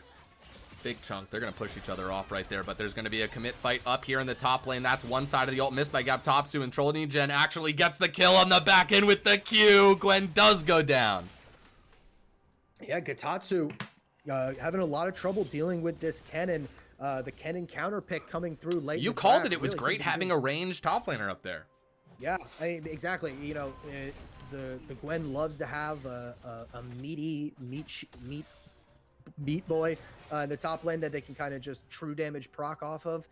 But yeah, the Kennen definitely a bit of a nightmare scenario now for the side of TLM, with your top lane falling behind and your jungle falling very far behind. It's gonna be difficult to kind of get the fights done, because you know the Gwen has to create so much space in these team fights to allow Arcadius to get his damage down. So with the Gwen way behind, then it becomes much more difficult to do. Yeah, absolutely. Dragon about a minute away. Gold lead. If you're the side of TLM, you are so happy that you rolled a Cloud Drake here. Cloud Drake, you know, can be very strong in certain team comps, is very good with the Kennen, for example.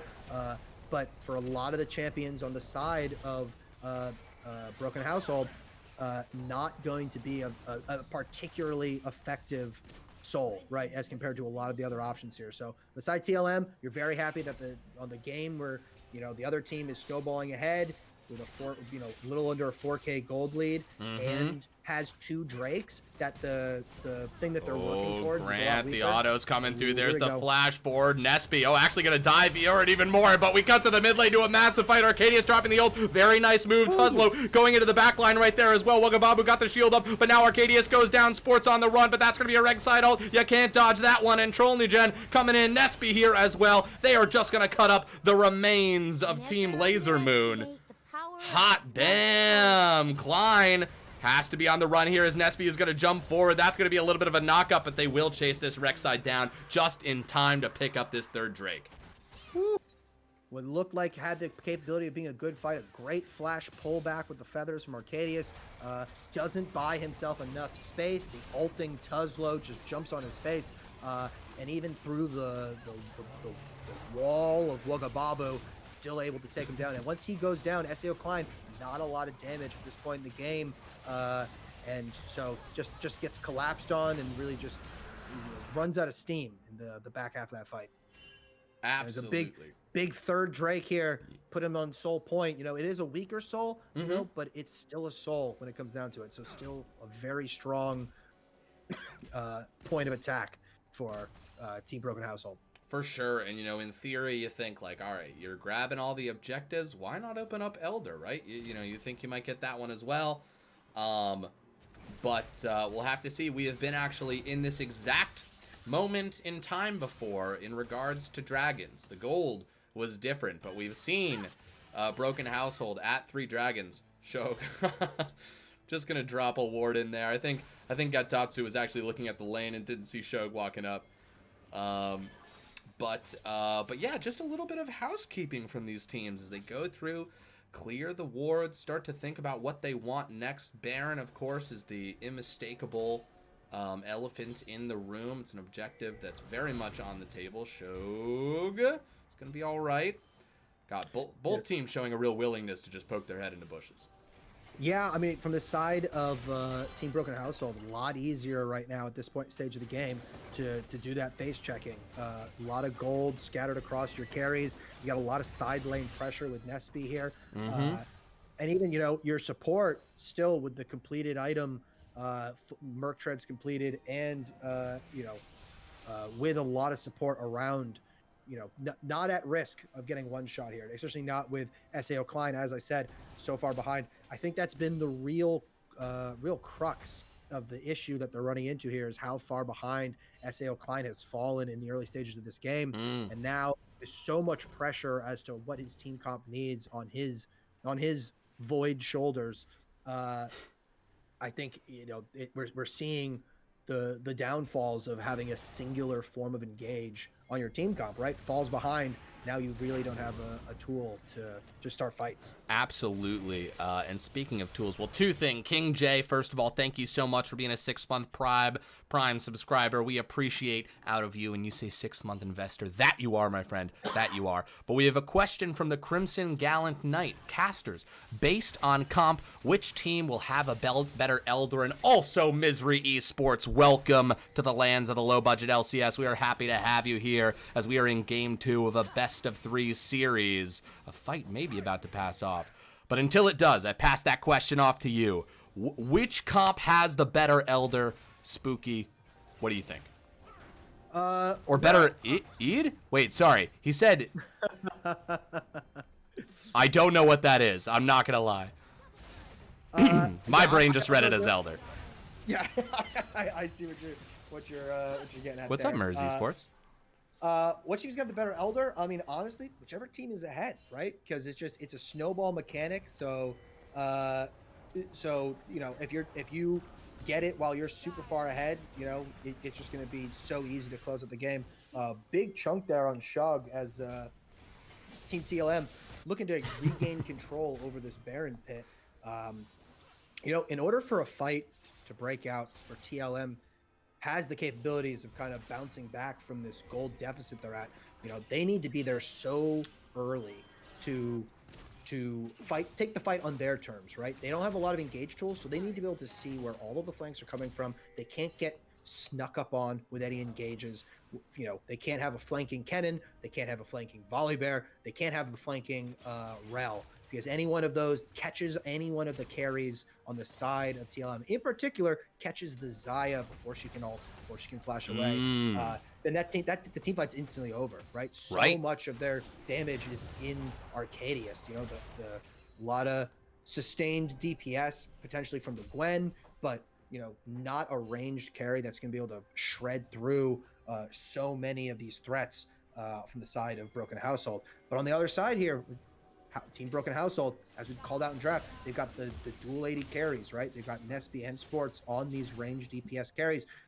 Sports, a lot of upfront damage here with the MF, and Nesby, a lot of sustained, heavily ranged DPS. So the team fighting just looks a lot easier, and they're already ahead. So absolutely. Shog actually burning the ult from Arcadius as the fight is going to pop off right here. Look at that. Kennen ult in the backline. Oh, no. So much damage being done. That's a Misfortune ult being dropped as well. Arcadius gets taken out, but on the back end, got top two, has found the Misfortune, who's forced to flash away, and Neo, Nipsey getting the kill under the tower, as well as Klein is the next to fall, and it's got Tatsu in a 1v4. Can he pull it off? That's going to be a low health bar. That's going to be a full-bodied ace, and right into Baron for Broken Household. Wow, that one ward that Xayah all in for. Shog just walks up, slaps an auto on her, and goes for the Q. Arcadius has to flash, cleanse, ult away just to land right where the Kennen just jumps on her face. Just not a situation you want to be in. And again, we saw it, the 4-for-1 ace from the side of Broken Household. Just a big team fight win, just hitting them with the wallet when it comes down to it, right? Totally. And Yordle's doing work in that team fight. Lot of Yordles doing a lot of work. You love to see it. Yeah, they're hyper rolling for a Yordle comp. Hoping that they can get a good item on the carousel. Looking for a spat. Love to see it. And there it is. Soul picked up. Broken Household. The narrative arc complete. They are able to get that soul. And to think back, this all started with a stolen dragon at the beginning of this game. The fact that they actually pulled off that combo, and now 26 minutes later, they are set up very well. I mean, they've got a lot of towers to cut through, right, with this Baron. But if the game, you know, does go to Elder, certainly a lot can happen in 5 minutes. But, I mean, you know, let's call it a 10,000 gold lead, at least, if we're considering what the Dragons are doing here. And they've got all the grubs, too. The grubs, yeah. No, it's looking really tough here for Team TLM. It is wild to look back and see how much the game snowballed from that one play around the Dragon. You know, set up Team Broken Household, set up Sports to get a lead, really set SAO Klein behind.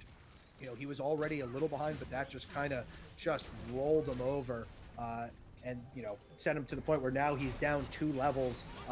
Fight gonna break off. Second item. Wagababu over the wall.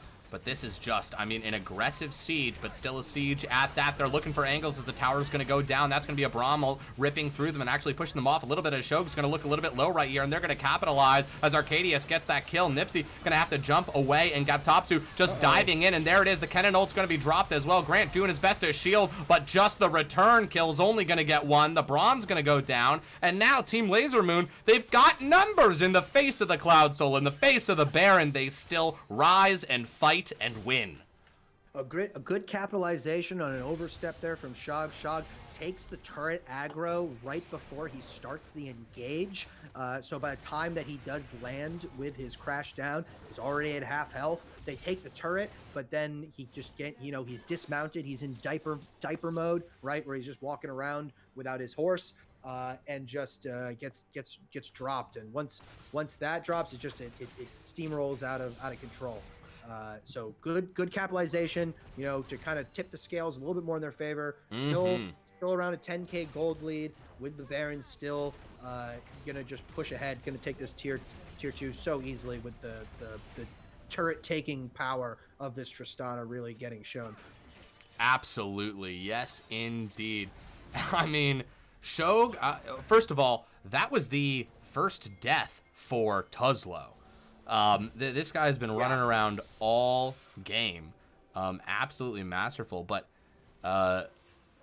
yeah, I mean, some much needed gold into the pockets of Team Laser Moon, but still a long way to climb if we're going to see a comeback here. The first things first is they have survived the Baron push. Yeah.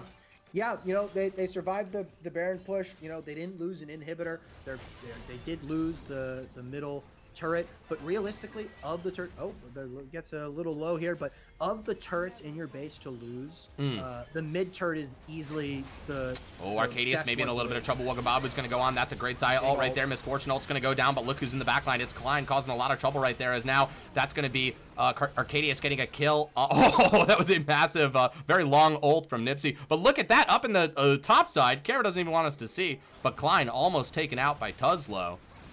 Hey, look, again, that's a 1 for 0.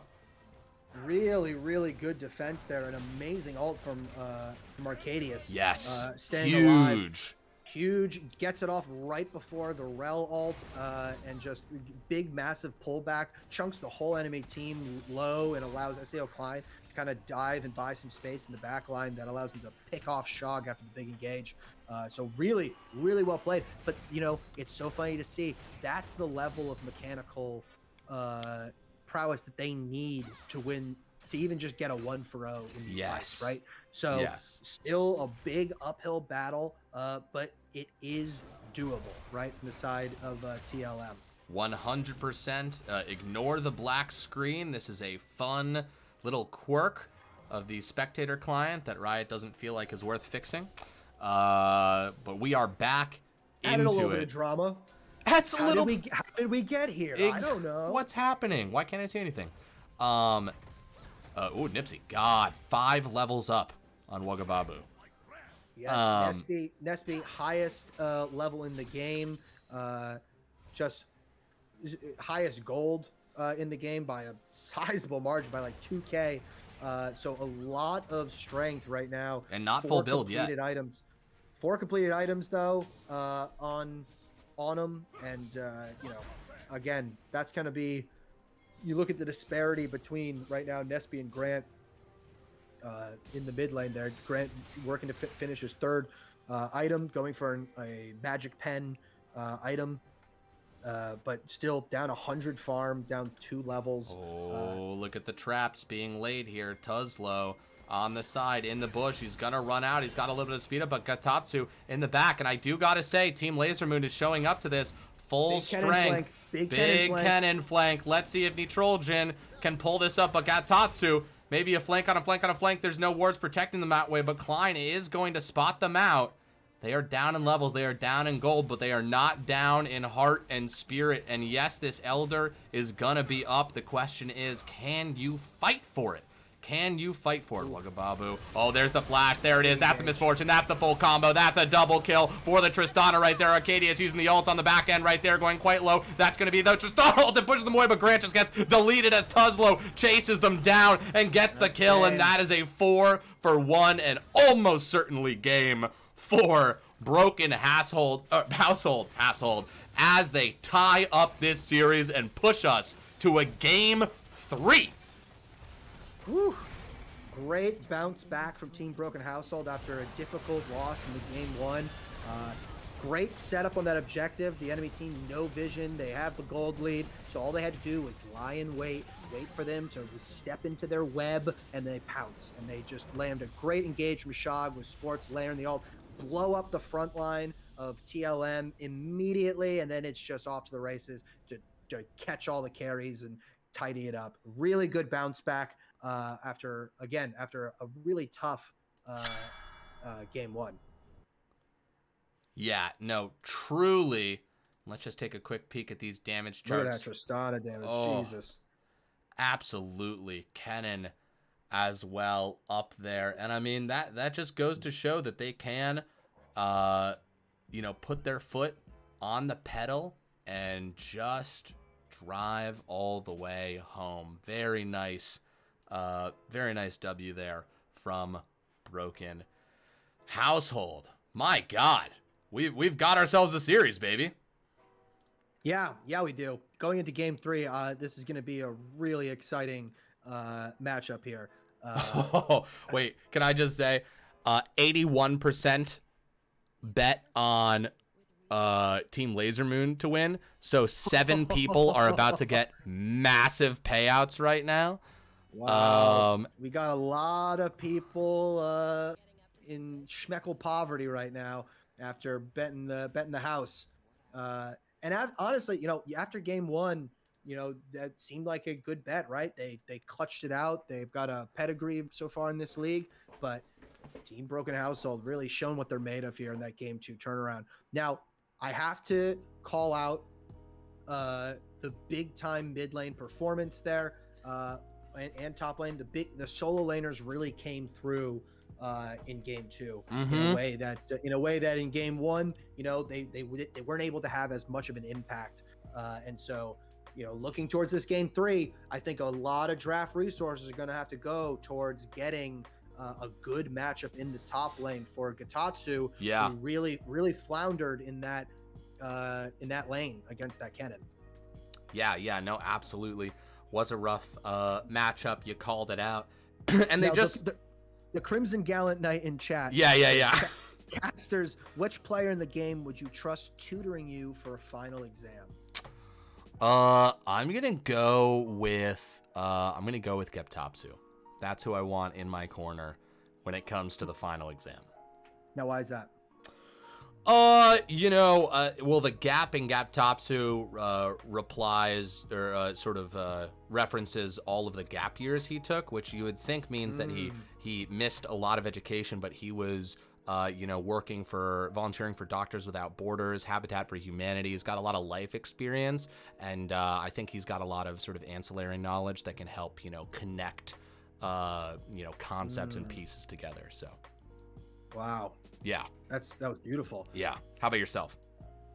I think I gotta go for Nespi.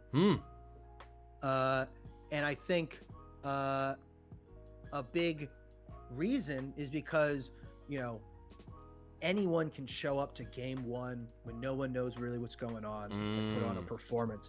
But to have a game where you fall behind and can't impact and then come back game 2, learn from your mistakes, learn from the reasons that your team lost and bounce back and pull a win like that. Nespi showed me that he's a student of the game, right? That he has the ability to bounce back. And so, those are the kind of skills, right? I want someone who does not necessarily has the raw skill, but has the ability to think deeply about, where things went wrong, and kind of bounce back. Well said. Mm-hmm. Great prompt though from the Crimson Gallant Knight. Also a great name from the Crimson Gallant Knight. Basically a full sentence that I would read a book about.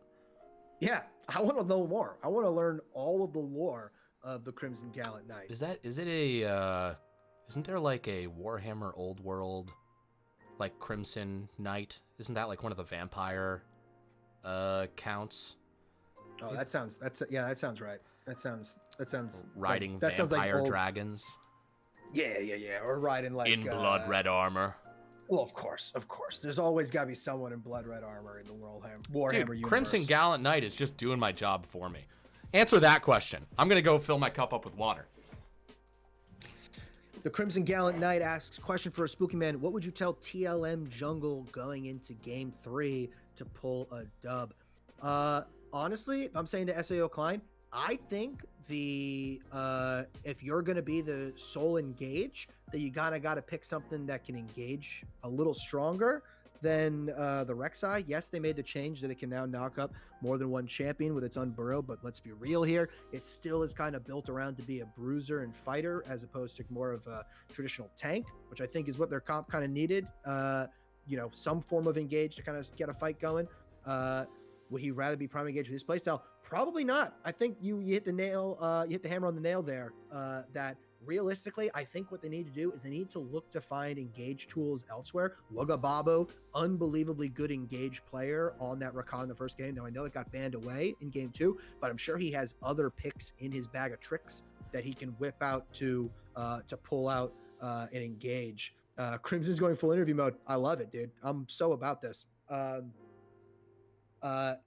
But I think that in an ideal world, you want Grant on something a bit more with a bit more agency, right? We see him on picks like the Ari. In other games, we've seen him play picks like the Oriana, things that allow him to kind of make the big play. Whereas Karma is such a supportive champion that, if you're going to play that and pair it with SAO Klein, I really don't think that works as well as putting SAO Klein on something like the Volley Bear, something like, something that is there just to facilitate and be an early game presence that transitions into a tank. I think putting Grant on something with a bit more agency, I think, is going to really work a lot better for them. And again, I think where they really need to focus is they need to put Wagababu on that engaged champion, right? I mean, we saw it in game 1. We've seen it in the past in a lot of their matches that when Wagababu is on an engaged champ, they play just a lot more seamlessly, right? It's one thing to have a comp that has engage, but if you don't have engage on the people that work well with your team on engage, it's not going to be as impactful. Is Kennen a prio ban going into game 3? If you do ban it, is Tristana also for consideration? I don't think the Kennen is a prio ban unless he really wants to go back to the Gwen. If he's not looking to go for that Gwen, I don't think that the Kennen is a prio ban, because yes, the Kennen did a lot of work that game, but I think a lot of that is because of how ahead he got, right? He got so far ahead, he was so accelerated that by the time they did arrive in these team fight situations, his ult was just ripping through people. And I think if you're playing into a lane that's not as strong, right, and you have a champ that works a little better into the Kennen, or that can't get as easily bullied and abused, right, then I don't think that's a problem. And again, if the other team had more engage and more ways to kind of mark flankers, right? Because that's really what they lacked, right? They did in the first game, they had enough CC that like they could mark a flank. So when someone comes in for the flank, they can stuff the engage. And Shog on that Braum is on support duty for sports, right? And so he's got to stick with him. He can't be marking flanks. And how is a Gwen going to mark anyone, right? No CC in the kit can damage him, but all it takes is a flash R and you can kind of get into the fight. So I think if they're going to play this low engage comp, they do need more CC to allow themselves to kind of stuff engages, which is something they really just had no way of doing in that last game. And I mean, speaking of that, we're in draft. We're gonna see how they feel about that, what they're going to be able to bring. Also, if you need to run and grab a glass of water or anything, please feel free. But yeah, bands coming out, and Volley, first time, not going to be a part of this game. Yeah, I think it's a smart move. It's been first picked both games. And so if you're on the red side, you're not going to get it. I think you ban it away. We've seen the impact it has. We've seen how powerful it is. We've seen how well it transitions into the late game. So really like that. See the Gwen ban coming through, very interesting adaptation. We saw it banned game 1, now we see it come out again, and the Rel banned away as well, to just kind of again, a really impressive performance from Shog on that Rel in game 2. Oh, and the Xayah ban, more respect being thrown, which again makes total sense. Absolutely. Arcadius has been an absolute dominant force on that Xayah, so it's like, okay, cool. We know you can play the Xayah. We can tell you're good at it. The comp they built around it in game 2 didn't allow him to showcase it, but don't even give him the potential to showcase how powerful he is. And they're doubling down. They are. They feel like the math was sound. Combo. I respect it. Again though, if they're really that adamant on the Karma being a strong pick, we'll see if they end up flexing it down to the bot lane, which I think would be a shame, because I think as I said, Wagababo not on engage. The team we saw. Give that guy a go button. He knows how to push it. Exactly, and the team plays really well around him having a go button. So I think if you don't have him on a go, where is it going to come from, right? Because already the Karma not providing that. So we'll see what they can bounce back with, as the MF is locked in. A really good showing from sports on it. Kind of what it works so well for the way that Team Broken Household likes to play, right? A lot of big engaged tools, a lot of wombo combo ults. And so Misfortune is the wombo combo goddess herself, loves that. So, getting sports onto that comfort pick, and with the Nautilus into tow, just loading up on ways to start the fight. So big fan. Yeah, no, absolutely. Now, not yet. I mean, it just, we're not going to know where Team Laser Moon's going to put that karma for a hot minute, but I do think that in the 1v1 against Nesby, even like with that Tristana there, a Sivir. That's a champ I haven't seen in a hot moment. Squishy the Assassin, if I wanted to get my foot into the door of this league, what's the best way? Discord? Yes, you bet your bottom dollar Discord is the best way to do it. Start talking in community if you want to join a team. We're about halfway through the season, but we've got a free agents channel. There's about 80 teams in the league, so I'm certain there's someone picking up somebody to do something. Just depends on your rank and which group of folks you're going to get along with. Team Laser Moon taking their here we go. There's the Vi. Not able to ban it out in that second round of bans. We were talking about getting a go button, getting a tool for them to start some fights. The Vi is a fantastic way to do that with the assistance of the Karma, with the Sivir, allowing them to get into the fight. A really good pivot here going into game 3, kind of shoring up some of the weaknesses of that game 2 draft. The Sivir, I'm a big fan here. Infinite wave clear, good into the Nautilus, allowing you to just spell shield that hook. But then the Wukong coming through. Oh, not on Gap Top 2 this time, but we saw how much he was able to accomplish with it in game 1. And now Nitrogen. I mean, we saw what they did with Kennen, and what is Wukong but melee Kennen? Right. And, picking it now in the draft, super smart too, because it is a two-way flex. Tuzlo can whip it out in the jungle. In fact, yeah. It's arguably a little stronger in the jungle. And, Wukong, very good into Vi, very good into Sivir. You can't, very difficult to spell shield the Wukong engage because he has 2 with the R. Really good into the Vi because, it's very easy to clone as she's going in and have her just ult the wrong target. And also any AD champ into Wukong in the mid to the late stage of the game is really gonna struggle. We see the Rakan being banned away from the side of Team Broken Household. Again, showing some respect to Wagababu and what he was able to accomplish in that first game, as both mid laners get their champions banned away with the Ahri and the Tristana. Yeah, absolutely. Yeah, God, that Rakan, so just having flashbacks of Wagababu engages still from game 1. Yeah. Very reasonable to not want that in there. Very interesting for Broken Household here in their bans. They still don't know where that karma's going. No, right? So they're banning the Ahri for mid, and they're banning the Rakan for support, kind of showing the respect that they don't know where that karma's going. So they're covering both of their bases here. Pretty smart, in that situation, because you'd hate to give up either one of those by making the wrong assumption. Yeah, no, absolutely. And and for the other side from TLM, with the Aatrox ban here, they are not sure either if the Wukong is going top or jungle. So a lot of these flex picks really showing themselves in the second rotation of bans here, forcing these teams to kind of make hard choices on picks that otherwise they wouldn't have to make if the picks were more, conducive to a single role. Orianna! Big Orianna pick here. You love to see an Orianna MF with a Wukong on top.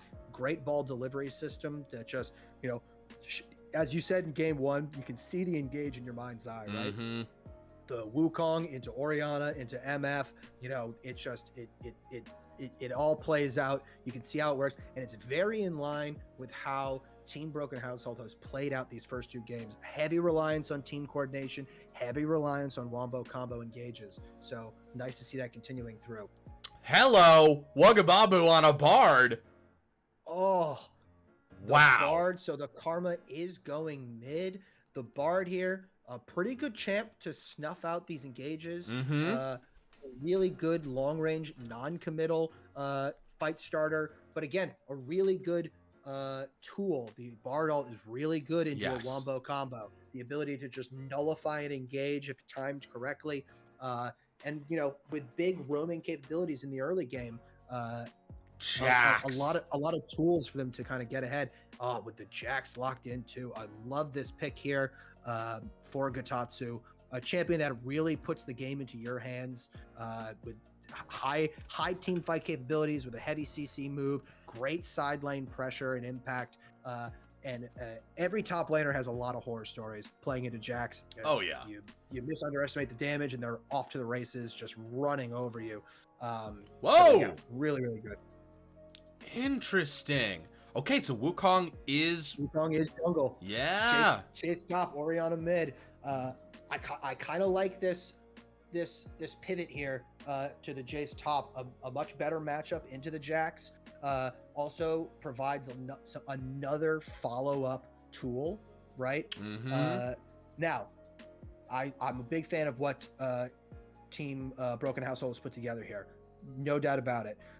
My only concern is, unlike in the last couple of games, their tools to start fights need a bit of time. In particular, Wukong, not an early game champion, unlike the Volibear, unlike the Zac, which has the capabilities of ganking really early. Wukong needs that level 6 to really be able to gank, and even then needs a couple items under his belt to allow him to really impact the team fights. So I worry on the other side with the Vi, a champion that can fall 10k gold behind, as long as has that ult, is still going to be incredibly relevant.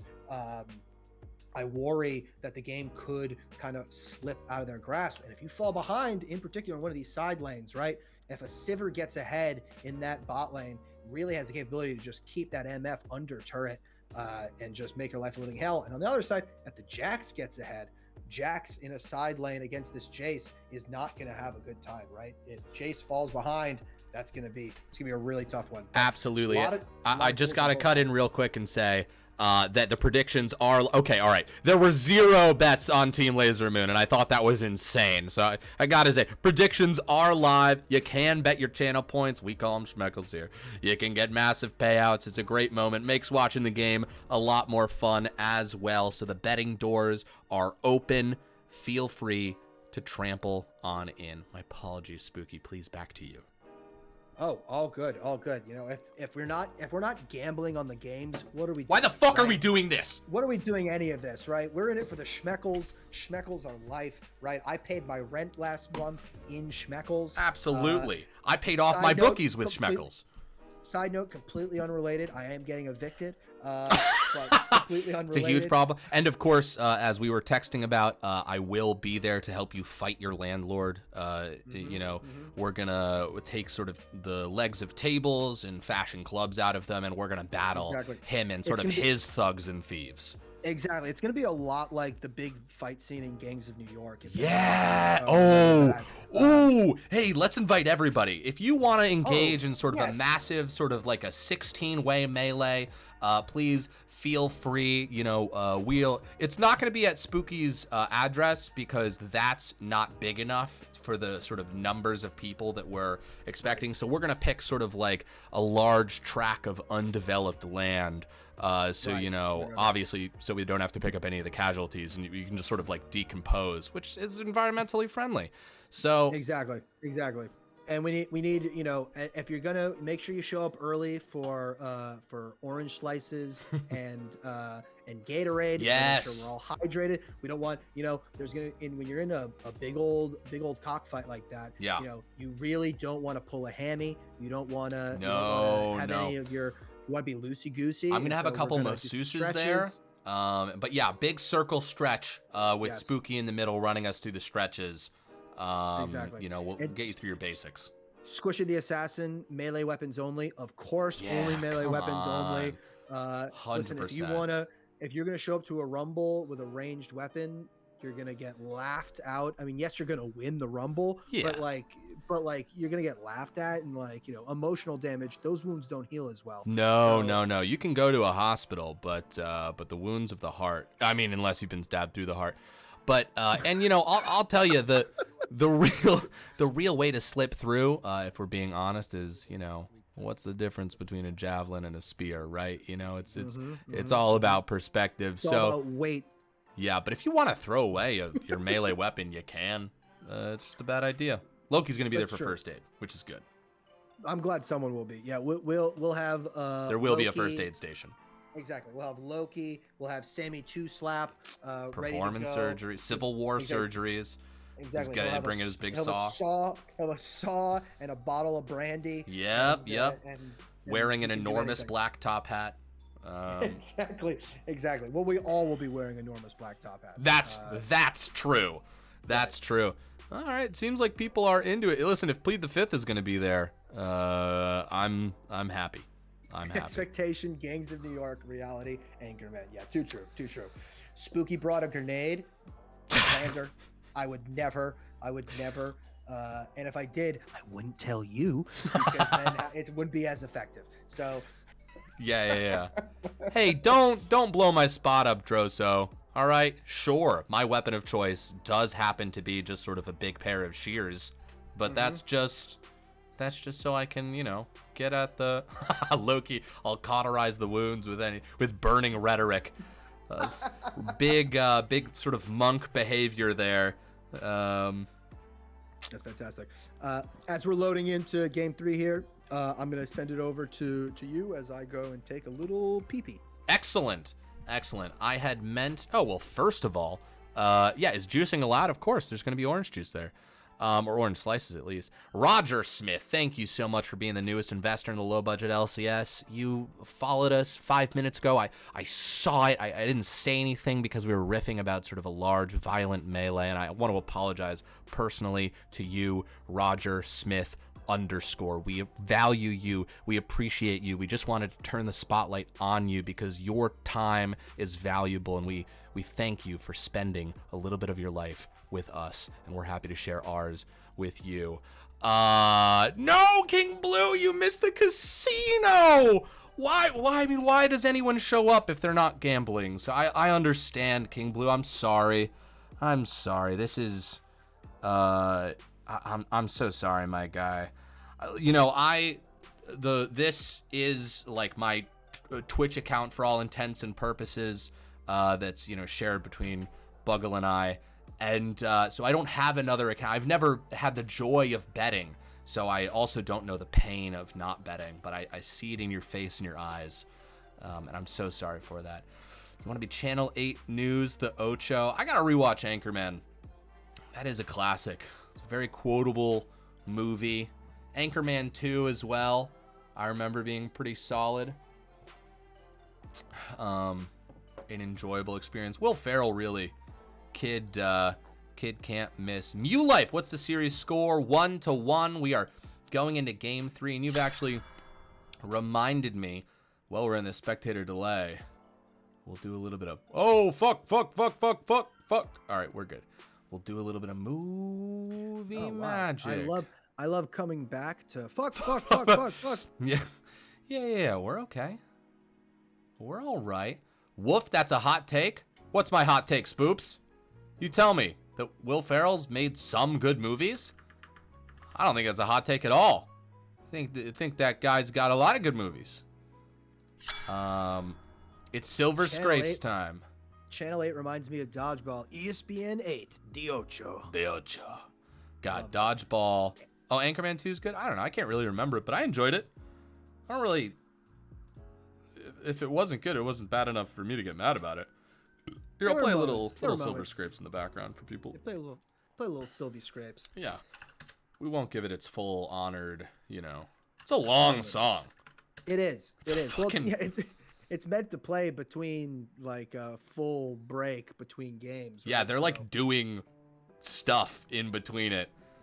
So you can't hear it, but just know it's playing in the background. I totally agree. Squish the Assassin. I love Will Ferrell in Godfather Part 2. So good. He's so when he good. kills that prostitute, Yeah, I know. Yeah. So good. Yeah. Trains, Planes, and Automobiles. That's great comedy. Is that like Planes, Trains, and Automobiles? Wait. Yeah, great comedy. Isn't that... What's the one about he's a character in a book? Oh, Stranger Than Fiction. Stranger Than Fiction. Yeah, that's a fucking fun one. He's playing Harold Crick. A fiction character. Sounds like a fictional character. Yeah. Yeah, that's a good one. That's a good one. Yeah. What's your favorite Will Ferrell movie? Yeah, let me hear it. What do we got here? Yeah, let him rip. You know what's an underrated one that doesn't get talked about enough? Tell me. Semi-Pro. Semi-Pro's great. Great. What are they? The Tropic. Yeah, they're they're in a place that's not tropical. And they're like in Detroit or like in Michigan or something. Yeah. That's a great one. Oh, Bigfoot! I meant to fucking yell at you earlier. You see what Bigfoot said before? It was like, turn up a spooky man, turn down the chance. I don't want to hear his bullshit. Fuck you, dude. Quiet? Was that an actual good? I wasn't sure because our volume to me is exactly the same from the things. Nobody else has said anything about it. But is he? Right. Is he too quiet? I ask now in a moment of vulnerability. You've put me on the back foot, Bigfoot. You've put me on the back foot. Look at this. A lot of pings. 5-man engage. 5-man setup here in the top lane from the side of BH. Then the moment they load in, the amount of pings that they send up top lane. Is there another just on the prowl trying to find something? I love this. I love this invade. I like that we've Tropics. Sorry. The Flint Tropics. Yes. Dude, look at this. Wait, do they know about this? I don't think they do. I don't think they spotted it. I don't think they fucking do. Look at this. The panic as they run. Gatatsu goes north. Klein south. Oh. No catches, but what a great play. I love it from Broken House. I don't know how to turn Spooky up. I'm sorry. He's either got to yell louder. All my volume things say that we're talking relatively the same. Although I am often shouting. I was say, maybe I just need to shout more. I think that's the big problem. Yeah, put your mic inside of your mouth. Yeah, is this better? Oh, it's better for me. Yeah. Ships passing the night, indeed. That was, I like the idea of that invade, right? They're trying to, they're clearly trying to what it meant. Yeah, exactly. They're trying to set this Jax behind, right? Yeah. That's the most volatile lane on the map right now. Yeah. In the, in a Jace matchup in particular, if you fall behind, it can get really dicey really quickly. Just the nature of the champion, right? It's either going to be bullying or it's going to be getting bullied.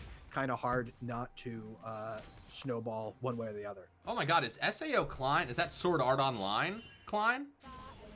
The Spooky Man and I recently spent a night just watching an anime called Solo Leveling that has some SAO vibes. A sort of a cheaper SAO, but still, Oh, fuck yeah. I gotta rewatch cool. season 1. Yeah, right? No spoilers. No worries. All right. Yep. We're good. No problem. The only thing I would spoil is sort of the relationship in season 2, but we don't have to talk about it. We're going to talk about it. Which, by the way, very similar thing shows up in the later episodes of Solo Leveling Spooky. Wait, are you serious? I'm dead serious. That's so funny. You get some vibes, some interesting vibes. Oh my god. Now, big, as we're watching the kind of the jungler's path here. Yeah. Big difference. Last 2 games, both junglers starting topside, working their way down. Big old skirmish in the bot lane, which made sense for the team comps. This game, Tuzlo starting bot side, pathing up towards his top side to cover this Jace and potentially set up a dive onto this Jax. So a very interesting dynamic we're seeing here. Different priorities being set up on the side of Broken Household. Absolutely, and speaking of priorities, they do seem to be the same as a jungler shows up to the bot lane. Maybe thinking about ganking.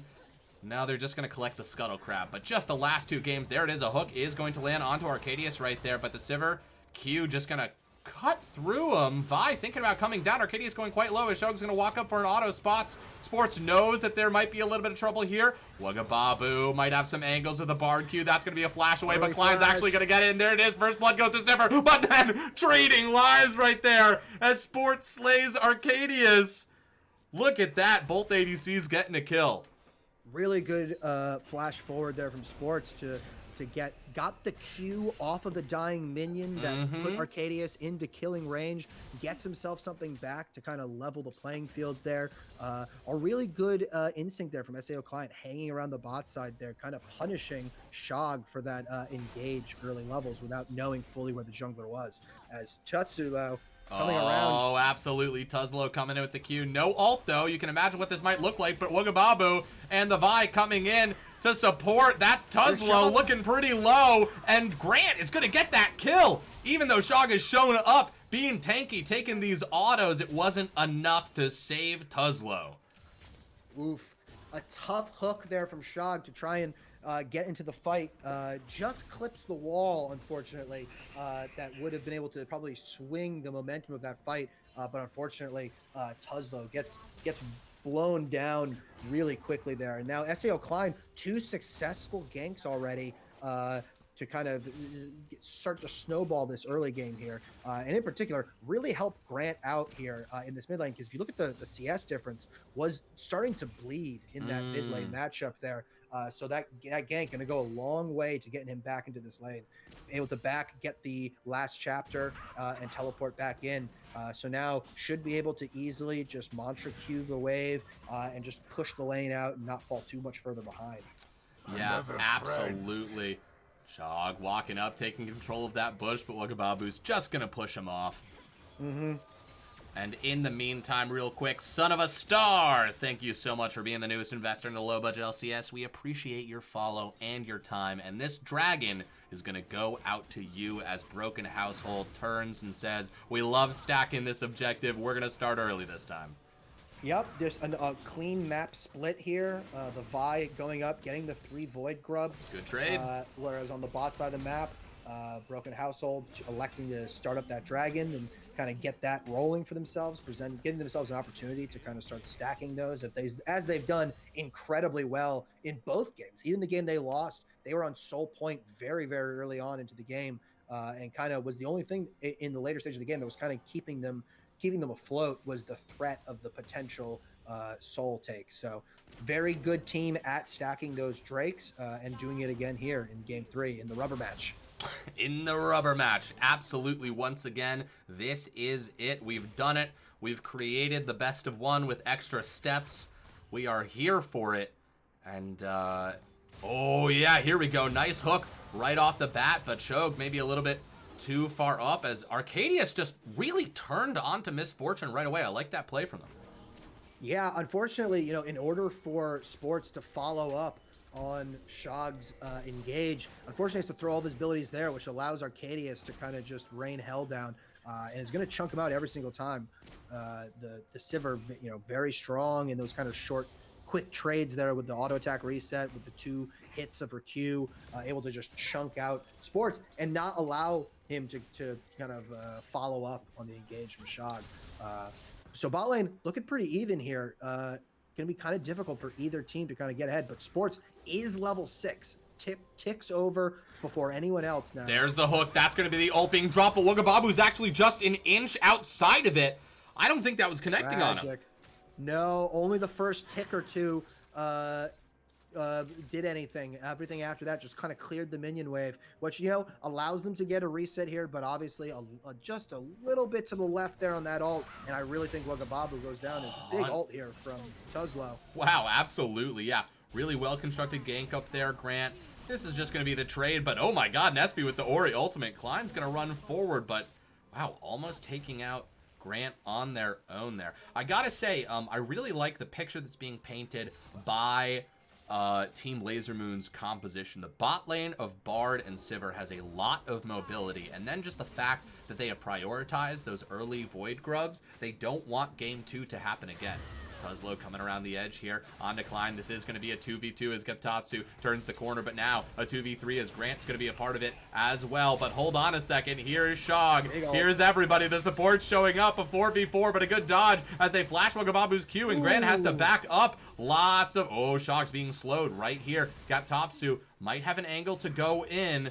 The question if this fight continues, it does look like the health bars are quite low on Broken Household. There's Geptatsu, but a flash from Tuzlo, and here it is. We talked about it, the mobility from the Bard. The Q not going to connect right there as Tuzlo is actually just going to get cut down right there as they're trapped in the bush, and now Jace is going to get chased down. If Wugababu can land a Q right here, not quite able to get the angle on it, but what a chase, and that's Tuzlo taken down again. Yeah, a little over aggressive there from Team Broken Household, pushing a little deep, going real deep into the enemy jungle there without eyes on the enemy top laner or support. And so by the time Bard and Jax shows up to the fight, they're already, you know, way deep, right? They've already blown a lot of their big cooldowns, forcing the flash out of Tuzlo without, they didn't have their mid laner there either, who's a big powerhouse on the map right now with 93 farm, highest farm in the game by a long shot. And so it's just kind of snowballed ahead. And so when you don't have that with you and you don't have the ult on that Wukong this early in the game, not a whole lot you can do. So a great roam there from Wugababo. Just missed on the flash Q. Almost got it there. If that locks him up, probably gets a kill, but neither supports at that level 6 mark in that fight means that no one can really lock anyone down long enough to close out a kill. So just a lot of burnt summoners here as Tuzlo, though, getting some of the Void Grubs, preventing the 6 Void Grub rush. But the jungler, SAO Klein, on the bot side of the map, just going to give this up, probably going to prioritize getting some control over this Drake to kind of level the playing field in that regard as well. And once again, just like game 1, a lot of echoes of that in how close this game is shaping up to be. Even split of objectives, very close gold difference. Oh, and just like game 1, a massive gank here onto the bot lane as they just dive, and Arcadius gets that kill on the back end of that Q right there. Super clean dive, super clean. Great juggling of turret aggro. Wugababo takes the aggro and stays right on the edge of turret range, just stepping out right when he had to. And we're seeing the strength of the Vi, right? Yeah. Such an easy setup for a fight there. Already 4 assists on all 4 of the kills here. Just really getting involved on this early pick. We can see why it was banned away in game 2. 100%. Dragon's going to get started up. Jace, Misfortune on the way. Jax is going to be backing. They do have teleport. When we look at teleport wards, cast your eye to that tri-bush. There it is. Teleport coming in exactly as expected. Wugababu's going to come in on the backside. That we've got Bard ult too. We haven't seen it used yet in an ultimate. It's going to be going down low. Red team is going to secure it. That's 2 dragons. Bard ult's going to get 2 people as Trojan's going to dive in onto Wugababu. Shog going quite low. Got Topsu going to get ulted up, but that's going to be Sports who has to back off now. The second ultimate from Tuzlo coming in massive. The charge right there is Arcadius is the next one. The health bar is just dropping there from Team Laser Moon as they follow up, and the Vi at the charge goes back in and falls in the end. A double kill for the Jace. This is a huge swing in momentum in favor of Broken Household. Huge swing of momentum. Great re-engage from Tuzlo there. Once again, showing the strength of that Wukong in an extended fight when it gets its ult up, when it gets its passive fully stacked up, just not taking any damage and just able to push back the whole enemy team. A great ult at the beginning from Wugababo on the flank, gets 2 of the carries, but unfortunately not able to follow up on the ult as he's chased out of the jungle and taken down very quick. But speaking of chasing, to get a kill on the Sports. Yep, Wugababo gonna find the angle. I don't see how Sports is gonna make it out of this. Shog even turning away and saying, "Hey, buddy, supports can do a lot, but they can't do this." Donates the kill to the Sivir too, so another great pick down here. And I think we're seeing the strengths of both of these team comps, right? A really good skirmishing and kiting comp on the side of Team Laser Moon, right? You have the speed ups of both the Bard, the speed up of the Sivir, the speed up of the Karma Mantra E. And on the other side, you see a lot of the engage tools, right? So a lot of those team fights that come down to big engages, big splashy damage outputs, are going to start to swing on the side of Team Broken Household. So these 2 different philosophies here as these teams neck and neck in gold, only 300 apart. 2 Drakes over to the side of Team Broken Household, something that we've said once again, time and time again, they're very good at doing, something they really prioritize. So as this next Drake comes up in the next 3 minutes, probably something that they're going to look at again. And that's probably going to be the next big team fight. We're probably going to get some skirmishes, but my guess, probably going to be the next big team fight we see. Yeah, absolutely.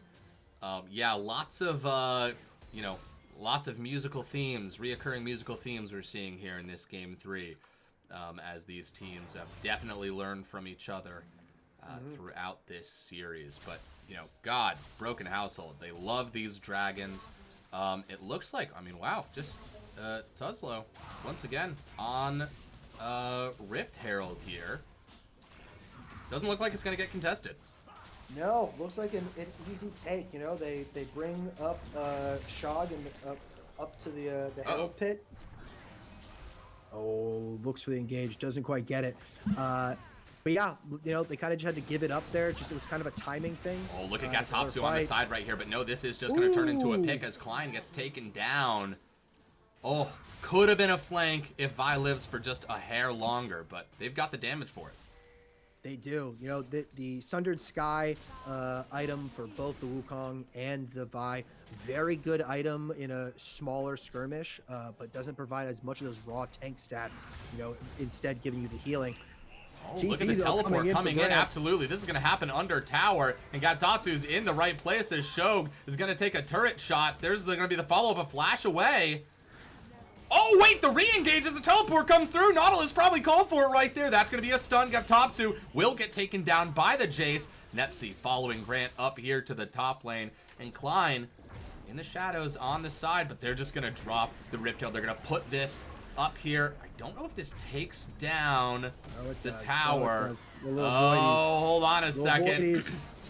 There it is. Gets it with the auto, and that's the ult, and that's the auto that follows up, and that's going to be Nespi getting taken down in a second charge, too. He's going to get knocked up. Charges in. Do they have the CC for it? They certainly have the damage, but Tuzlo presses the issue, and he gets his answer. Oh, goes from bad to worse for Team Laser Moon. Big double turret take off of that Herald, really getting the most bang out of their buck. Looking for a little bit of a skirmish here, but he should be able to just E away to safety. Really tough there, really tough. Grant initially TPs in to help out Gatotsu in the 2v3. Looks like they might be able to get something done, but the ultimate from the Nautilus delays Gatotsu's ability to follow up on Grant's Mantra Q and really allows him to kind of get away. And then the re-engage there from Shog seemed a little int when he first did it, but he knew what he was doing. He dies, but they are to take down Gatotsu, and then in the ensuing Herald drop, take down Grant as well. So really big play. Great spell shield right there, but look at the follow-up. Oh, the Q's not enough. Sports is going to get caught here, but I don't know if they actually have the tools to do anything. And look at this, once again, Broken Household at a dragon. They're at it early. Shog has cleared out a lot of vision. They're moving as a group. They want this. This is important. Look at Babu. There's the ultimate from Ori, just pulling him back into the jaws of death. And just like that, dragon is open.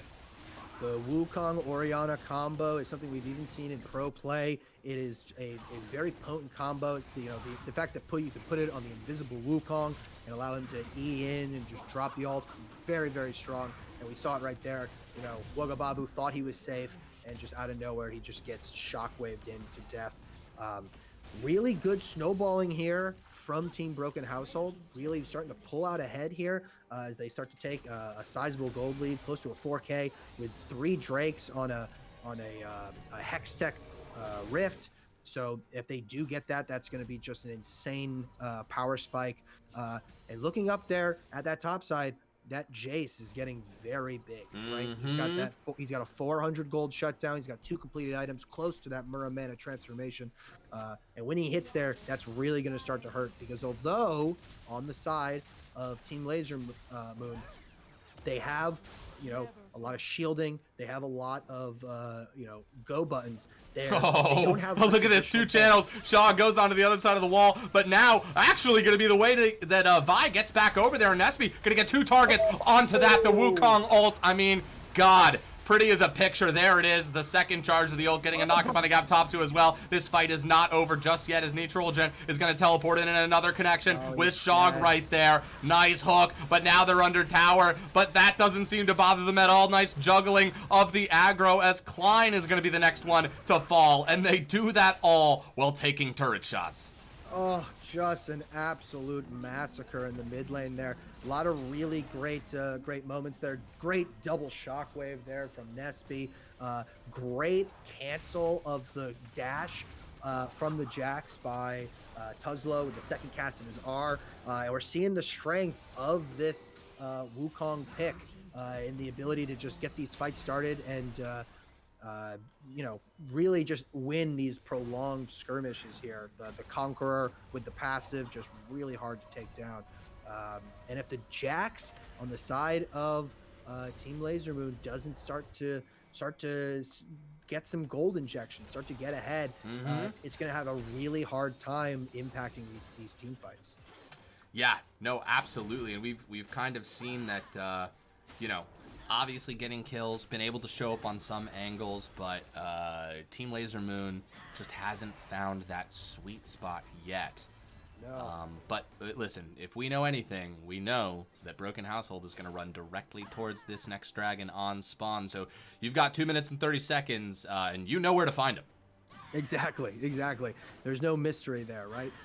And, you know, on the side of Team Laser Moon, you know, they have the Sivir, a fantastic scaling pick in the hands of Arcadius, who we've seen time and time again perform very, very effectively, you know, kiting out these team fights and outputting as much damage as possible. So, good flash from Grant.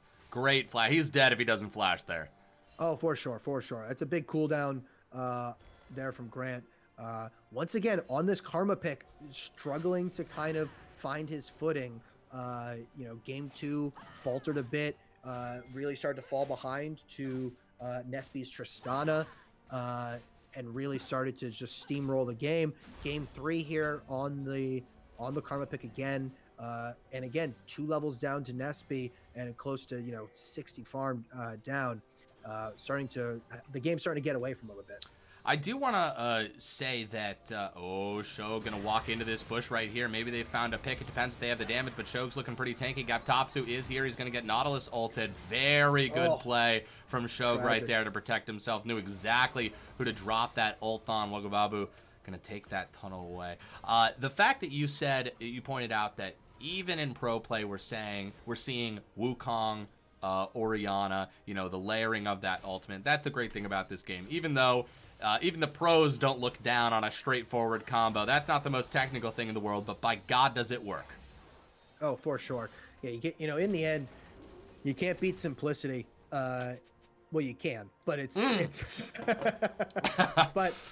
but in the sense that, like, you know, ease of execution. Shog is just up here again, literally just the other side of the river. They're just running this situation back, but a nice misfortune ult right there, finding a couple of targets, but will they get him in the end? There's the shield, and Shog taking it out. Oh, Wagababa says, you're not going to get away yet. We're not going to let you get away this time, and they do finally get that kill. Nespi is the next target. Has the Orianna ult been used? Yes, it has indeed, and now a full team fight. Gonna break off as Arcadius has to kite backwards, trying to get that Q across the bow. That's a low-looking Nespi, but Wagababu has to be on the run as Grant trying to throw the heals and the shields behind them and give them a little bit more time to run. Arcadius with the spell shield. Spell shield's gone. Got Topsuit coming back. He's got it. He goes in. That's the stun, and he's on Tuzlo. The clone is down, but Tuzlo's still going to press the issue on Arcadius, who flashes across over the wall. Sports doesn't have the misfortune ult anymore, but look at this. A new challenger. It's the Jace. He shows up full health, full damage, and he cut through the back line as Arcadius is not long for this world, and got Tatsu cuts down. Sports, what is this? We've got ourselves maybe a top lane showdown.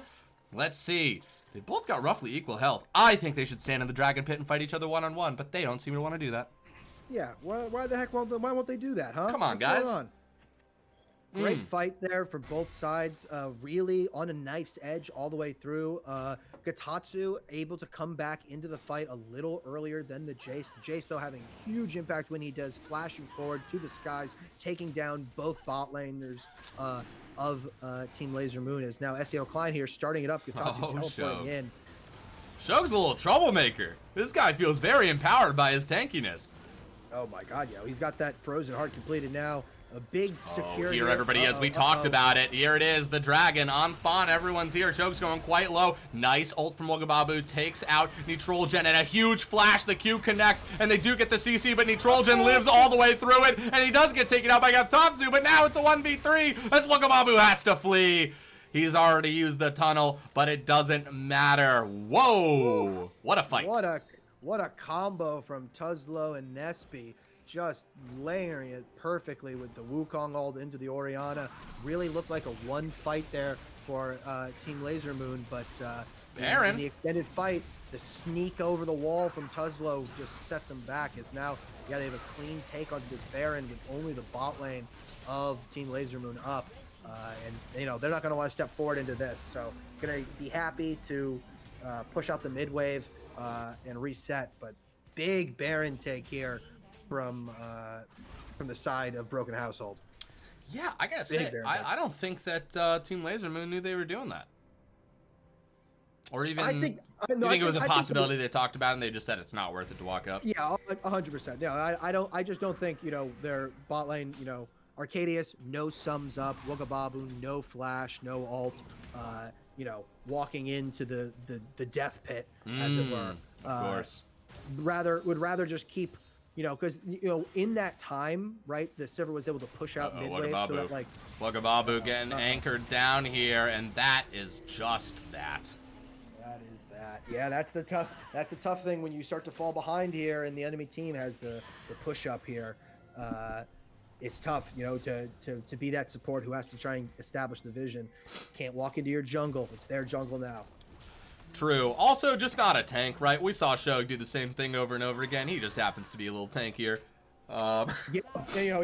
They have basically the same KDA. It's just when you're the team that's ahead, and you have a bunch of people with teleports up, you can kind of act with a little bit of impunity.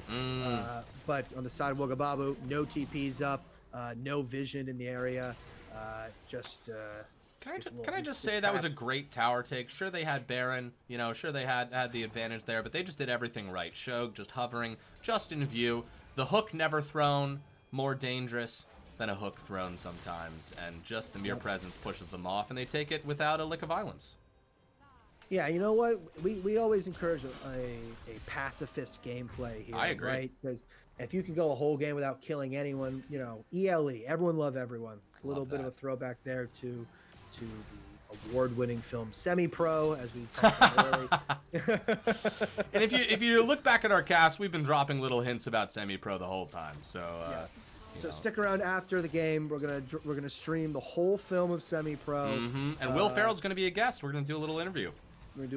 Oh my God, that barely didn't hit Grant right there. Tuzlo just takes some damage. Oh, nice. Karma does. That was a little bit of a chunk. That was a little mini chunk there. Dude. Oh yeah, I mean, in an extent, if given the chance to kind of plop down some mantra Qs, the Karma can definitely output some damage here. But